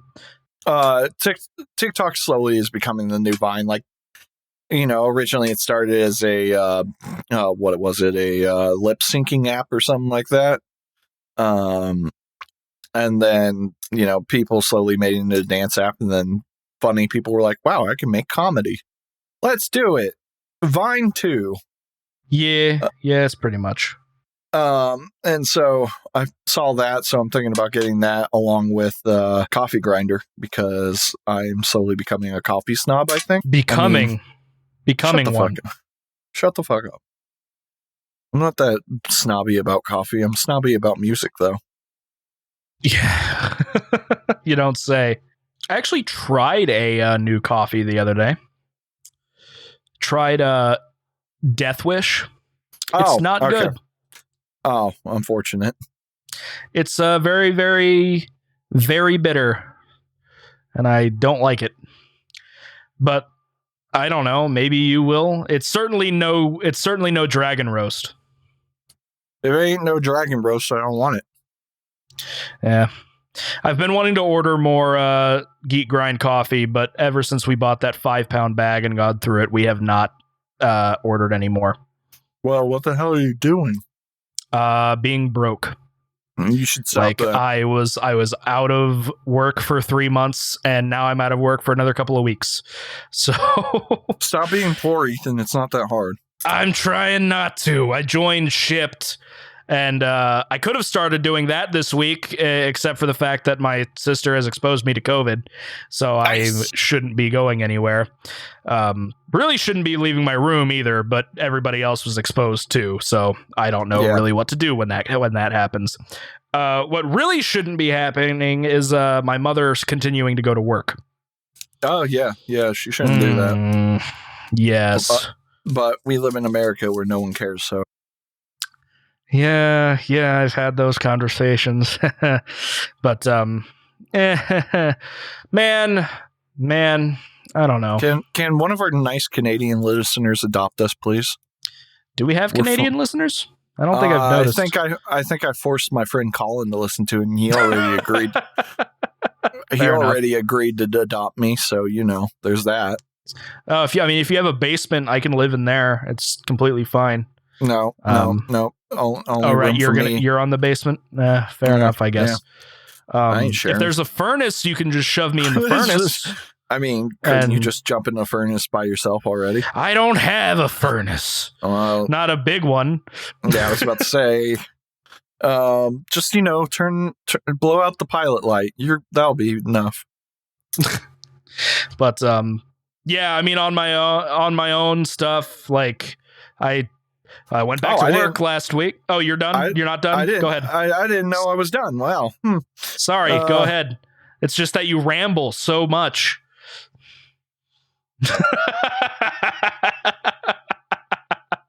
Finish your stuff. I also I'm going to have an Oreo. Congratulations. I just wanted to let you know if I don't reply immediately. I also got that beautiful, beautiful Sluggage collection. I remember you sending me that. Yeah, the triple album that was their first 3 albums. That was a vinyl, wasn't it? Well, it's also a CD. And so now I own all Sluggage. I still haven't really dug into their older stuff. I haven't either. I think I listened to like one song from their original album, and I wasn't super impressed, but I just haven't had the chance. I did re-listen to War Squids. Yeah. I still don't really like it all that much, but Well, you're wrong, but that's fine. And I also got another album, but I can't say that album until the end because it's your suggestion. I have the next 2 episodes planned on my suggestions, so. Well, congratulations. No one cares. Anyways, other than that, I emailed some of my old professors, so I'm moving forward with that whole I'm going to go back to school thing. Nice. I actually re-emailed somebody today, not my professors or anything, but do a job interview or a job thing that I applied to. How'd that go? I don't know. I don't think it's going to go anywhere because so I just realized that Indeed has a thing now where they tell you if they've looked at your application. Uh-huh. I applied to a place here in Indy called Audio Chuck, which is a kind of a podcast hub. They were looking for a media producer, basically somebody to just make sure everything gets recorded and uploaded on time. I'm like, I'm great at that. So I've been, I applied to that a couple weeks ago today, and then they looked at it last week, and I haven't heard anything back. So I kind of just looked up the protocol on follow-up emails, and I sent them an email, and hopefully I hear something back. The biggest issue was my buddy Gage told me that I probably shot myself in the foot because I undershot their salary offer. Because on Indeed they had it listed as 70 to 80K. And shit. I put 50. Just because I make less than 20. So that's almost triple what I'm making now. And I'm like, well, I would accept less money, so maybe that would give me a upper hand. But then Gage was like, nah, they're either going to think you're desperate or you don't have the qualifications. And I'm like, it's really just the desperate thing. So I don't know. Maybe by shooting them an email that at least maybe that'll even it out a little bit, and if they want to offer me 70K, I'm not gonna like turn up my nose. How dare you offer me more money than what I asked? Yeah. So I 40,000 and nothing less. I'll take 20. I guess I was about to say, I guess I could just play dumb and say I didn't see the salary, but I don't think that would make me look any better. So I'll just. What does that mean? I just saw media and I applied. So, I don't know. Hopefully that kind of goes through, but other than that, I've just been trying to apply to stuff that, isn't as... I just kicked my microphone. Sorry. Going back to work, it's been rough on my leg. Not gonna lie. I've been going from like 400 to 1,000 steps a day, maybe back up to like 5 and 6. And I'm in great pain when I get home. So that's fun. And it doesn't help that they still haven't put me in any physical therapy. So like, I don't know if I'm even doing anything correctly at the moment. But like I said, I got exposed to COVID. So until I get tested, and probably even after that, I'm probably going to be out of work again until the 29th. So we'll see how it goes. Did you have anything else? No. Okay. I just wanted to be sure before I got into more of my stuff. Yeah, I mean, ever since Christmas, not a whole lot's been going on other than the whole, working on my leg, going back to work, and not doing anything there. Nothing too exciting on Christmas or New Year's. I think I hung out with my dad a little bit, and I've been going over there a little bit more often since I've been good to like drive around. I think you said you're not a big movie guy, but I watched that first Jumanji sequel that came out in 2017 with The Rock and Jack Black. It was a film. It wasn't amazing, but it had its cute moments, but it wasn't anything special, I don't think. I've heard the next one may be better, but I haven't sat down to watch it either. when it comes to like music, I did actually listen to a couple of quote unquote classic death metal records for the first time. Ooh. I listened to all of Cryptopsy's None So Vile. And it was good, but I didn't. It was good other than the vocals. I don't think you would like it. Musically, you probably would, but I don't think you would get past the vocal range because it's very, very samey, and it's not enunciated at all. It's deep guttural stuff throughout the entire record. But musically, I love the drums. It's very, very insane. Good decent record. But yeah, and then I listened to Effigy of the Forgotten by Suffocation, which is widely considered to be like the first slam band, and it was good. I heard the second record. I guess that would be the third record. Pierced from Within is kind of like the staple, but I wanted to go listen to their first one, and it's not half bad. I feel like you would actually probably like that one, other than the vocals being super samey. They aren't like gutturals or anything, but he does just kind of have one sound, and that's what he does. But a good record. It flows really well. A little bit samey because it is kind of like proto slam, but it has some good death metal stuff on there. Pretty good couple of records. And then I actually listened to half of Terra Incognita. I like it more than I did previously. I just haven't gotten to finish it yet. All right, I'll take that. I think I got to Satan is a Lawyer. Actually, I don't remember the the dang old. Hold on. I gotta go find the track list. Gojira. Good thing I'm still on Metallum. Terra Incognita. No, I got to like Blow Me Away Universe, I think. I love that song. Yeah, so I've listened to some of it, and it's not as bad as I originally thought. Not that I even thought that it was bad. I just I didn't like it compared to their other, modern stuff. I also re-listened to Another World, and I don't like it. That's fair. I don't think it's that good. Even it sounds like a B-side to Magma, and a weak one at that. So I don't know. I did listen to some more Magma the other day, and I think it's a solid record, all things considered. I'm kind of mad that The Way of All Flesh only has a 73% on Metallica. Well, they're dumb. I feel like that's real low. Also, their live album, Les Enfants Sauvages or whatever, has a 0%. Wait, live album? That was L'Enfant Sauvage was their fifth album.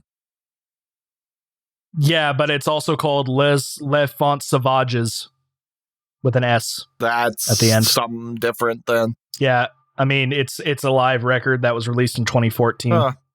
Weird. All right. But anyway, so I've listened to a little bit more music in my free time. I'm at work again, so I'm listening to a little bit more stuff than sorry, it's getting a little late. So my attention span is kind of dwindling a little bit. So I haven't been doing anything too exciting. I've just been trying to live and take it one day at a time. Things like that. I've potentially found another guitar player for my project. Ooh. But I need to mess, and he's local too, so that's cool. And he's very, very good. But we gave him a song to learn like a couple weeks ago, and he has not messaged us back. So I need to shoot him another message. I just hope that he doesn't fall off the face of the earth like everybody else I've talked to, because that would be a shame. So well, I did forget one thing. I did do. I watched a movie. I'm watching finally The Witcher. I still haven't seen that. I'm slowly going through it. It's good. I will say how they handle different timelines is weird because they don't indicate what's in the past and what's not. So sometimes you have to kind of like be like really focused and be like, oh, okay, that one's the one that's in the past. Other than that, I watched Soul, the new Pixar movie. Mm-hmm. Oh, I've heard that's good. Is really good. And especially if you want an existential crisis.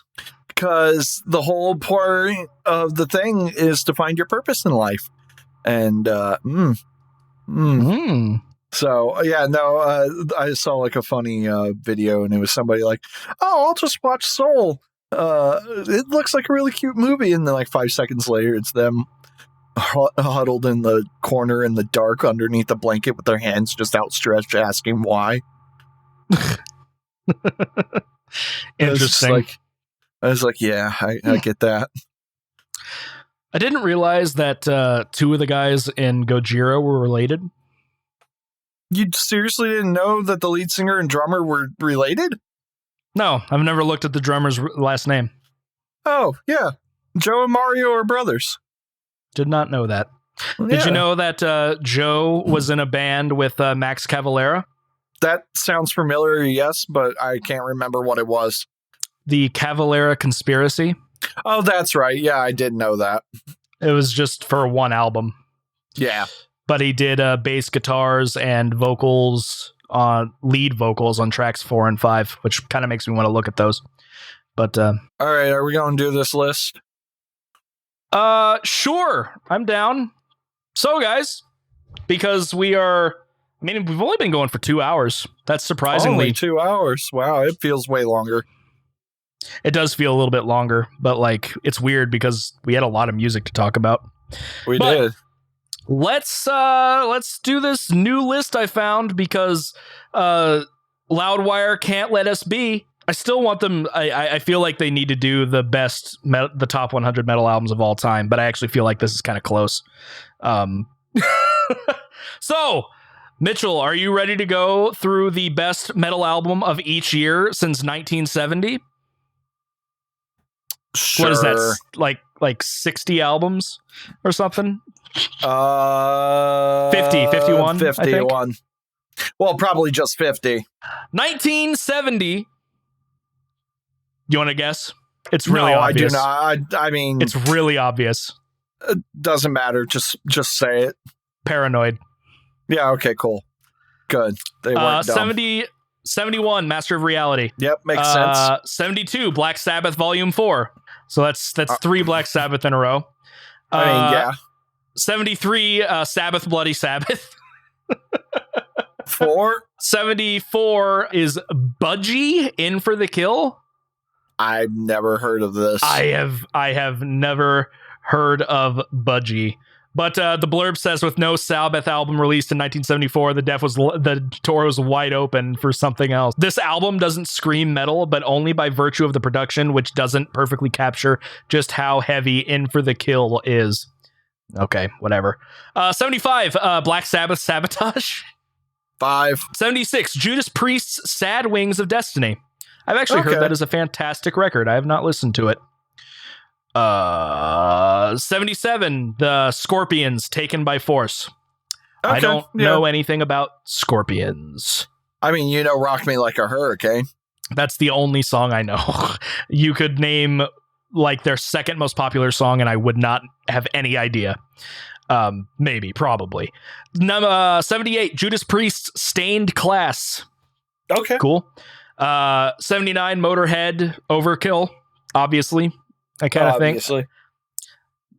Yeah. Well, 1980, Heaven and Hell, Black Sabbath. Oh, yeah, I could definitely see it. It's a great record. 1981, Ozzy Osbourne's Diary of a Madman. Oh, for sure. I didn't see. The problem is like once I hear these names, I'm like, oh yeah, totally. It's just I don't know the dates. Apparently, this was after Blizzard of Oz. That's kind of interesting.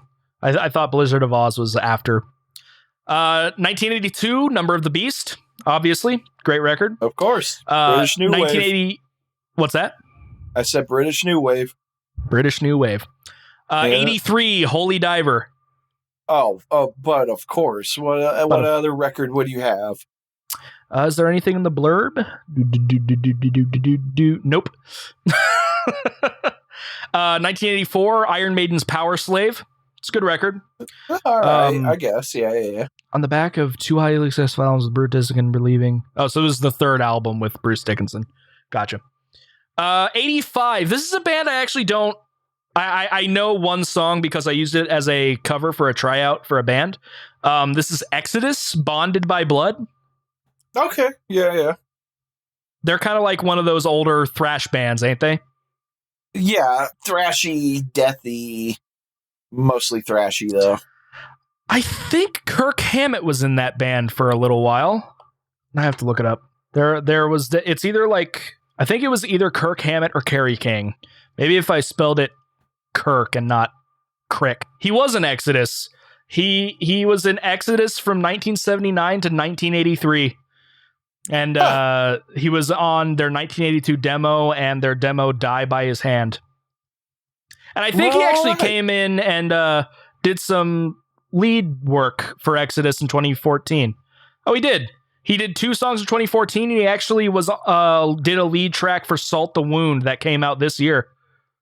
Well, all right. Then. Interesting. Yeah. Learn something new every day. Exodus, Bonded by Blood, sure. 86, Master of Puppets. Yeah. Can't argue with Master of Puppets. 1987, King Diamond's Abigail. I don't understand King Diamond. I don't get it either, and everyone's like, oh, he's super evil. And I'm like, he looks like a goof that would drink milk. What? You heard me. He looks like a goof that would drink milk? What's wrong with milk?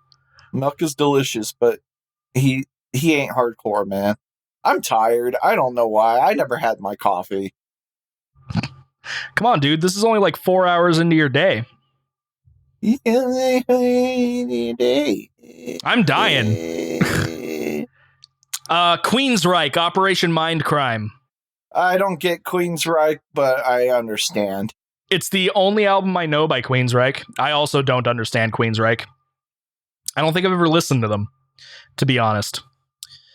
I don't know. 1989, Morbid Angels, Altars of Madness. Sure. Classic death metal album. 1990s, or 1990. I guess 90s is also accurate. But Megadeth's Rust in Peace. All right. It's the one with Holy Wars and Hangar 18. So, it also has Tornado of Souls. I actually don't like that one too much. 1991, the Black Album. Yeah, I mean, sure. Why not? 92, Vulgar Display of Power. I guess. I mean, we were all going. It's a good album. I definitely think Walk is overhyped. Walk is one of my least favorite songs known to man at this point. This album also has a new level, which is awesome. Yeah, I do like a new level a lot. I think it has Mouth for and War. Mouth for War. Yeah, I fucking love that song. It's a good one. Same with effing Hostel. Yeah, the album is great. It's just Walk. Everyone loves Walk, and I'm like, why? It's just walk on home, boy. I don't like. 1993. I don't understand this band. Typo Negative, Bloody Kisses. You don't like goth metal? That's cool, man. Do you like goth metal? It's all right. It's not my thing, really. But I mean, I like some. I was about to say Moon Sorrow, but that's a folk band. Oh God, what is the band? I know this band. I know it. They're from Portugal. I like them. I like some of their shit. I have no idea who you're talking about. Oh my God. What is your Moonspell? Never heard of them. They're a pretty popular goth metal band. And then you got things like, of course, you got Nightwish, which the bass player of Nightwish left. Oh, I saw that. I forgot about that. And he's been a long time member. Like, that's almost... So Nightwish is going to die. I don't know. I thought the same thing when Tarja left and they're still around. Who? Tarja was the operatic lead singer. Oh.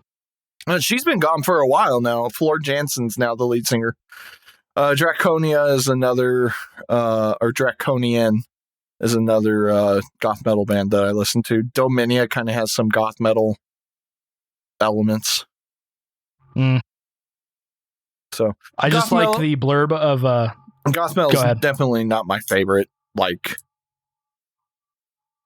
it's too edgy, moody sometimes. I just think it's over the top. like Typo Negative forged an entirely new sound, marrying the gloom and doom of Black Sabbath with the more radiant elements of the Beatles, all wrapped in a gothic vampiric bow. That sounds fake, but all right. It's Loudwire. Jesus. 1994, Pantera's Far Beyond Driven. All right. I guess. I actually don't know much from that album except for 5 minutes alone. And Yeah. I guess I'm broken.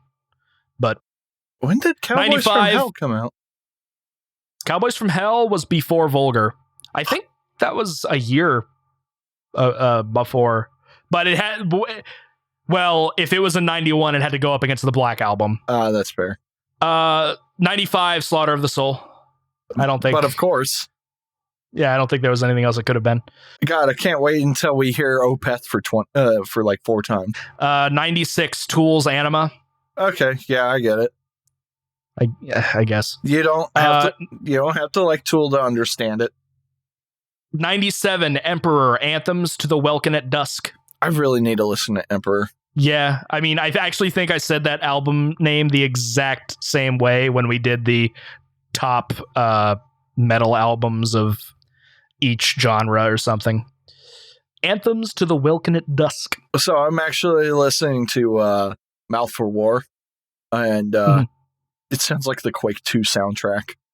Which, I mean, to be fair, Quake 2 came out in like 96, 98, so... Yeah. Yeah. But Doom has the better soundtrack. I do like me Doom, but remember, original Quake was written by 9 Inch Nails. I forgot about that, but I don't really like 9 Inch Nails. Do you like 9 Inch Nails? I actually haven't really checked them out. I love their cover of Johnny Cash's Hurt. Boo. Boo. Actually, when it comes to them, I do like their song Capital G. It's about George Bush, I think. But anyways, 98, The Sound of Perseverance. Obviously. Duh. I don't think. I'm surprised more Death didn't get on this. Me too, now that I think about it. 99, Dillinger Escape Plan's Calculating Infinity. I don't get Dillinger Escape Plan, but I understand they're important. This is kind of an interesting one because I never hear anybody talk about this record. 2000, Iron Maiden's Brave New World. I'm sorry. I think Disturbed's Down with the Sickness is better. Don't. Releasing their first album since Bruce Dickinson and Adrian Smith rejoined the band. I didn't realize Bruce Dickinson left Iron Maiden. Oh, you didn't know that? Yeah, he left and then came back. Did they release anything without him on it other than their first couple of records? Brave New World, their album Virtual 11? Who sung on this? Blaze Bayley? Never heard of them. Blaze Bayley was on the X Factor as well. Oh, he left after Fear of the Dark. Interesting. I didn't know that. So they did 2 albums without him. Never heard them. I might actually have to look at those, to be honest. Interesting. Yeah, Brave New World. Sure. 2001, Lateralis. Yeah, obvious. I can actually get down with Lateralis. 2002, this is a thing that I've actually listened to a little bit. This is Agalloch, The Mantle. Oh, don't even get me started. Do you not like Agalloch? I love Agalloch.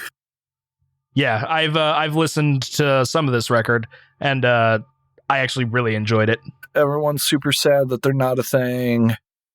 Didn't realize they weren't a thing. Oh, they haven't been a thing for a very long time, and everyone's sad about it. Oh, gotcha. So yeah, Agalloch. So, I agree with that. 2003, Children of Bodom, Hate Crew Death Roll.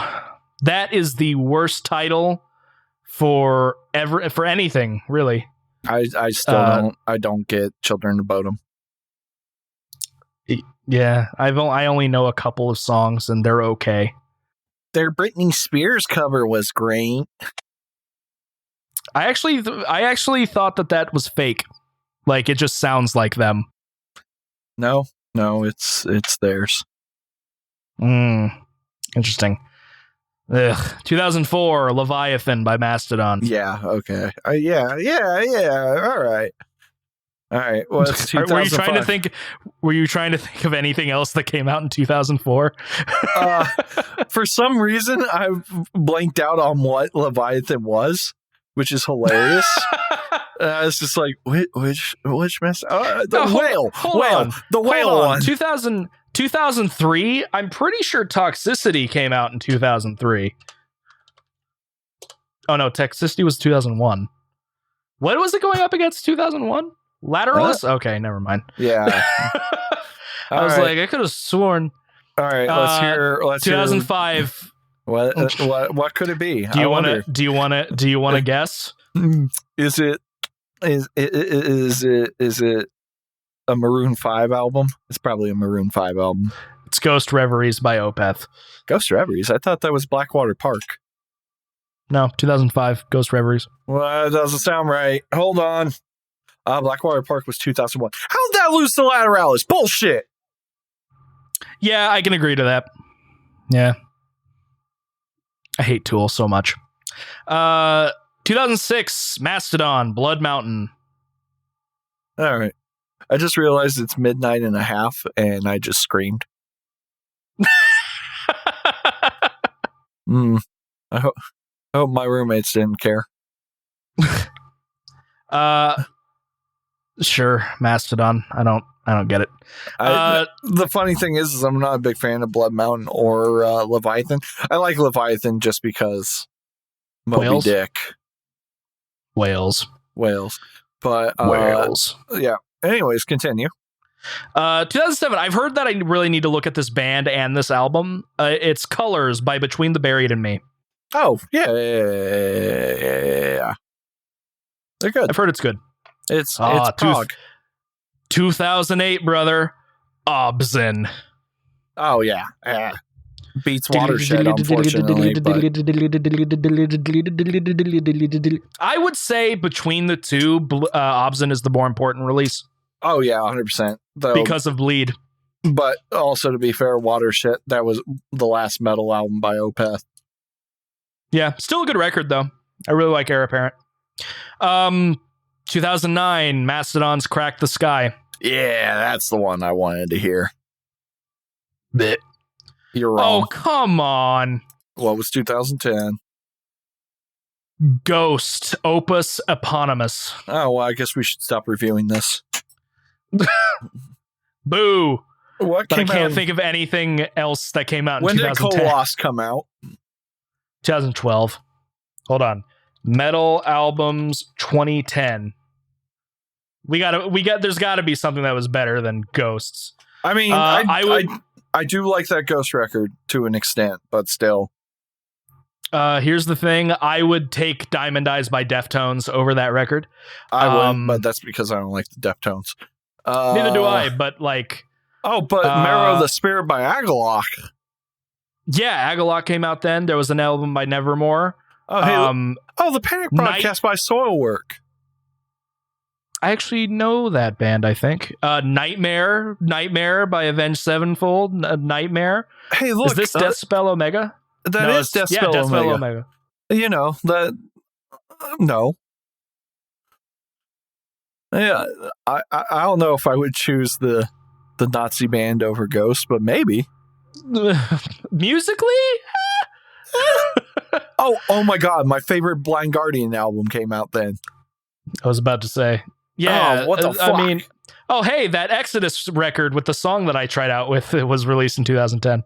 It sounds like and then We Are the Void by Dark Tranquillity, which is apparently a lot of people's least favorite Dark Tranquillity record, and I still don't understand why, but all right. I've heard Nails is a band that I need to look at. I don't know about that, but sure, why not? Also, like, that Seven Dust record isn't half bad. Cold Day Memory. So... Oh, and As I Lay Dying, you know, the one band that the dude tried to do the murders. So yeah, screw Ghost, just in general. Again, it's not a bad Ghost record, but... No, Ghost is just bad. Well, they're not metal, so, you know. True. 2001, The Great Mass by Septic Flesh. What do you mean 2001? 2011. Yeah. Pretty sure I said 2011. You said 21. No, I said 2011. No. Anyway, yeah, The Great Mass. Agreed. Haven't listened to it, but agreed. I mean, I have, and I agree. 2012, BT Bam, The Parallax 2 Future Sequence. I suppose, but it's no Colossus. I haven't. You're right. Hold on. Was Colossus released in 2012? I'm pretty sure it was. It was because I started listening. 2012. Look, I know people like really love BT Bam, and I need to look into them. But Colossus was a great record, and I don't think that's BT Bam's best record. Wait, also, hold on, I don't want to say it and look like a poser. You are a poser. Monolith of Inhumanity came out in 2012. Oh shit! So I know that people love BT Bam. But between Colossus and Monolith, those are two of like the best Cattle and Meshuggah records, respectively. So I'm not sure. Yeah. 2013, Gorguts' Colored Sands. Yeah, I've heard that record's amazing. Just haven't had a chance to listen to it. Still need to listen to it. 2014, I've been told I need to listen to this album. Behemoth's The Satanist. Yes, it is a good album. A lot of people love it. Yeah, I've not listened to much Behemoth, but also it's probably just because I don't like Nurgle as a person. He's kind of a tool bag. Yeah. I don't agree with this one because I've listened. At least Nurgle's not a Nazi. 2015, I've listened to parts of this record and I don't agree. It's Iron Maiden's The Book of Souls. Yeah, it's not a bad album, but you can tell Dickinson's starting to lose his voice on that album. He sounds very tired. Monolith came out in 2015. New Bermuda by Death Heaven came out. No, not Monolith. Anthropocene Extinction came out in 2015. Oh yeah, I mean, no, that beats the Iron Maiden. New Bermuda beats the Iron Maiden. I think Purple by Baroness beats it.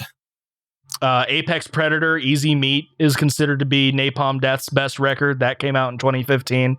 The Lamb of God record that came out in 2015 was pretty good. I'm not a big Four Phantoms. Bell Witch record came out. I'm not a big fan of Four Phantoms, but to also be fair, I listened to Four Phantoms after I listened to Mirror Reaper, and there's no comparison. Gotcha. Oh, I'm surprised. There's a BT Bam record that I've heard is good. Disturbed. Oh God, what is her name? What is the woman's name? Emily somebody. Yes, but I forget her band name. Merker. That's who that is. It's Merker. Oh, dude. I mean, Songs from the North. Oh, well, shit. Did Anthropocene come out in... I'm not seeing it on this list. Pretty Polaris sure came out by Tesseract, but I don't care for that Tesseract album. Yeah, it came out on August 7th, 2015. No, oh my God, Trivium's best album, Silence in the Snow, came out then. Gross. Yeah, I know. I fucking hate that album. Yeah. Love you, I love you, Matthew Heafy. Iron Maiden's The Book of Souls, that's a whiff. Yeah. Also, I'm surprised we haven't seen any Trivium. I'm not. Oh, okay. I mean, compared to other things that came out, like, as much as I love some Trivium albums, I never have thought that Trivium was the number one album of a year. Fair enough. Even Shogun? Even Shogun, which, that came out in 2008? No, I thought it was 2006. Shogun Trivium. Hold on. I'll beat you. 2008, you're right. Aha! Metal Albums of 2008. What did it beat out in here? Oh, it was Obzin. Okay, yeah. Yeah. Obzin, Watershed, The Way of All Flesh. Oh, The Way of All Flesh. Traced in Air by Cynic. Twilight of the Thunder God. Gross. Yeah, you don't like them, but no one cares. All Hope Is I don't Gone. mind them. No, All Hope Is Gone is not that good of a record. It's okay. Everyone's favorite Faceless album, Planetary Duality. That's not sarcasm. Everyone fucking loves that album. It's good. I've never really gotten into the Faceless. Death Magnetic came out in 2008. Holographic Universe by Scar Symmetry came out then. That's a fantastic album. Ooh, Captain Morgan's Return from Ailstorm came out. You know who else I'm surprised we haven't seen on this list yet? Anything by Devin Townsend. I feel like, honestly, Devin Townsend's pretty niche. But for 2016, Devin Townsend Project's Transcendence. Well, all right. I was saying that because people really rave about Strapping Young Lad. True. Fair. 2017's Power Trip, Nightmare Logic. I still don't get it, but I get it. Here's another one that I don't get, but I think it actually has the song you were talking to me about once. 2018's Sleep, The Sciences. It sounds like this is this. It sounds like this is the song that has the weird space dragon thing. It's not. Oh, bummer. The Dragonaut is the song I'm talking about. But no. By no means does that Sleep record deserve to be there, because that's where Owls Know My Name came out. Dude, yeah, no. Sleep's a whiff. Nope. Like, and, I don't even care if that was the best Sleep record. That does not beat Where Owls Know My Name. Also, 2019 is a major whiff. What? Just Fear Inoculum by Tool. Oh, no. Oh, God. No. No. Metal Albums 2019. You can't put that there just because you waited 13 years. No, it's garbage. I mean, even I've only listened to half of Incata Venenum by Opeth, and that was better. Yeah. We Are Not Your Kind by Slipknot was better, and I don't even like Empath by Devin Townsend. Yeah. Golden Grey by Baroness was great. I heard that Alcest record was amazing. Death Atlas. Death Atlas. Death Atlas. Death Atlas should have easily. Oh, but that Distance Over Time out. No, I'm kidding. That Dream Theater album was garbage. When a Shadow is Forced into the Light by Swallow the Sun came out then. Okay. I mean, I could see that too. The Valley by Whitechapel. The Valley. Yeah, dude. I've heard a lot of people like Gate Creeper. I played with them and they were pretty good live. I've never heard of them. They're an HM2 band. You probably wouldn't like them. A lot of people really like this Periphery album, even though I hate Periphery. Hail Stan. I've never given them a real fair shake, but either I've heard this Knocked Loose record wasn't bad either, but I'm kind of iffy on Knocked Loose. All right, what's the 2020 disappointment? Yeah, major whiff on Tool. 2020, this is a band I don't know if you will have ever heard of. I heard of them because one of their songs was on a Nail the Mix thing. 2020 is Loathe. I let it in and it took everything. Yeah, no, I haven't heard them. It's not what I would have picked. They're interesting, to say the least. But I've only listened to one song, so I'm not sure. You can't be an expert. I don't hate that choice because I heard a lot of people ranting and raving about it. So that's something. I keep changing my webcam thing, even though it doesn't matter. Well, certainly it's probably better than Deftones. Ohms. Apparently Ozzy released a record last year. Yep. But then there's that Ulcerate band that you've been ranting about. There's Trivium's What the Dead Men Say. There's Haken's Virus. There's the new Napalm Death record, which was pretty good. I don't know why I'm arguing so much about this one, because it's not like it's a bad choice, I guess, because I just don't know. I actually have been listening to that Mr. Bungle release from last year. It was a re-recording of their original demo, and it's not half bad, but it is very thrashy. It is not like anything else that Mr. Bungle did. Immersion by Primitive Man. I wouldn't really call that the best record, but it exists. It's not. No. It certainly wasn't Verminous. But apparently it was. Yeah, that's a little weird. Well, I guess that was specifically death metal. Loathe is more of a core band, I think. Yeah, Virus. There was a new Vader album that I didn't even know about. I don't know. So that was a list. There were some duds. There was some duds in there. Loudwire, hire us. Let us make the choices. Not nearly as bad as the Rolling Stones top 100 metal albums of all time. That was really bad. That one was that. Oh, I dropped the thing. It was Boomer City. So I think it's time to wrap it up, and I think it's time to give each other our next album. Mitchell, you've been teasing this all episode, really. What's on my plate?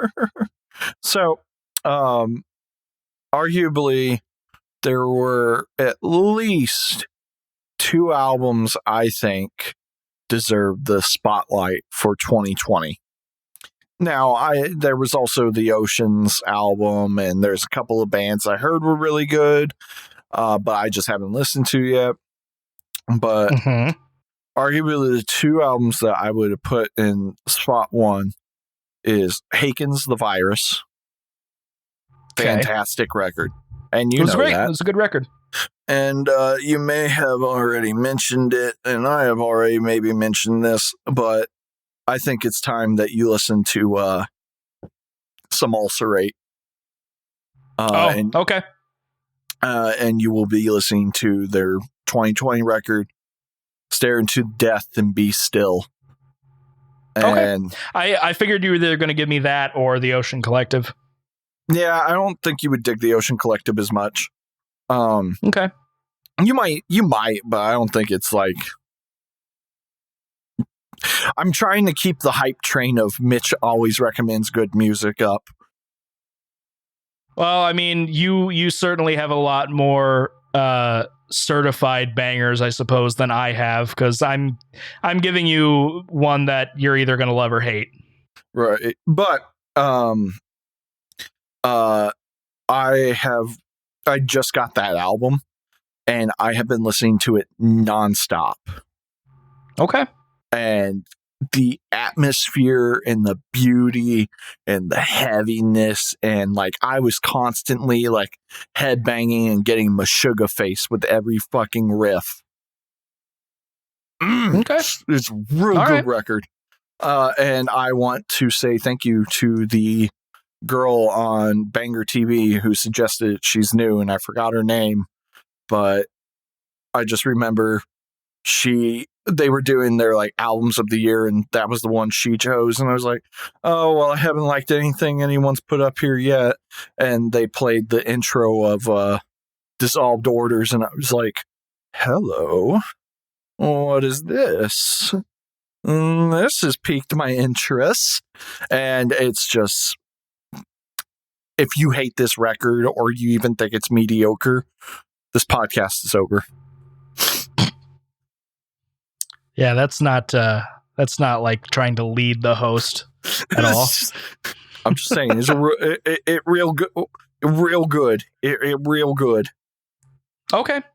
So, for mine, it's actually kind of similar. I would actually, in terms of,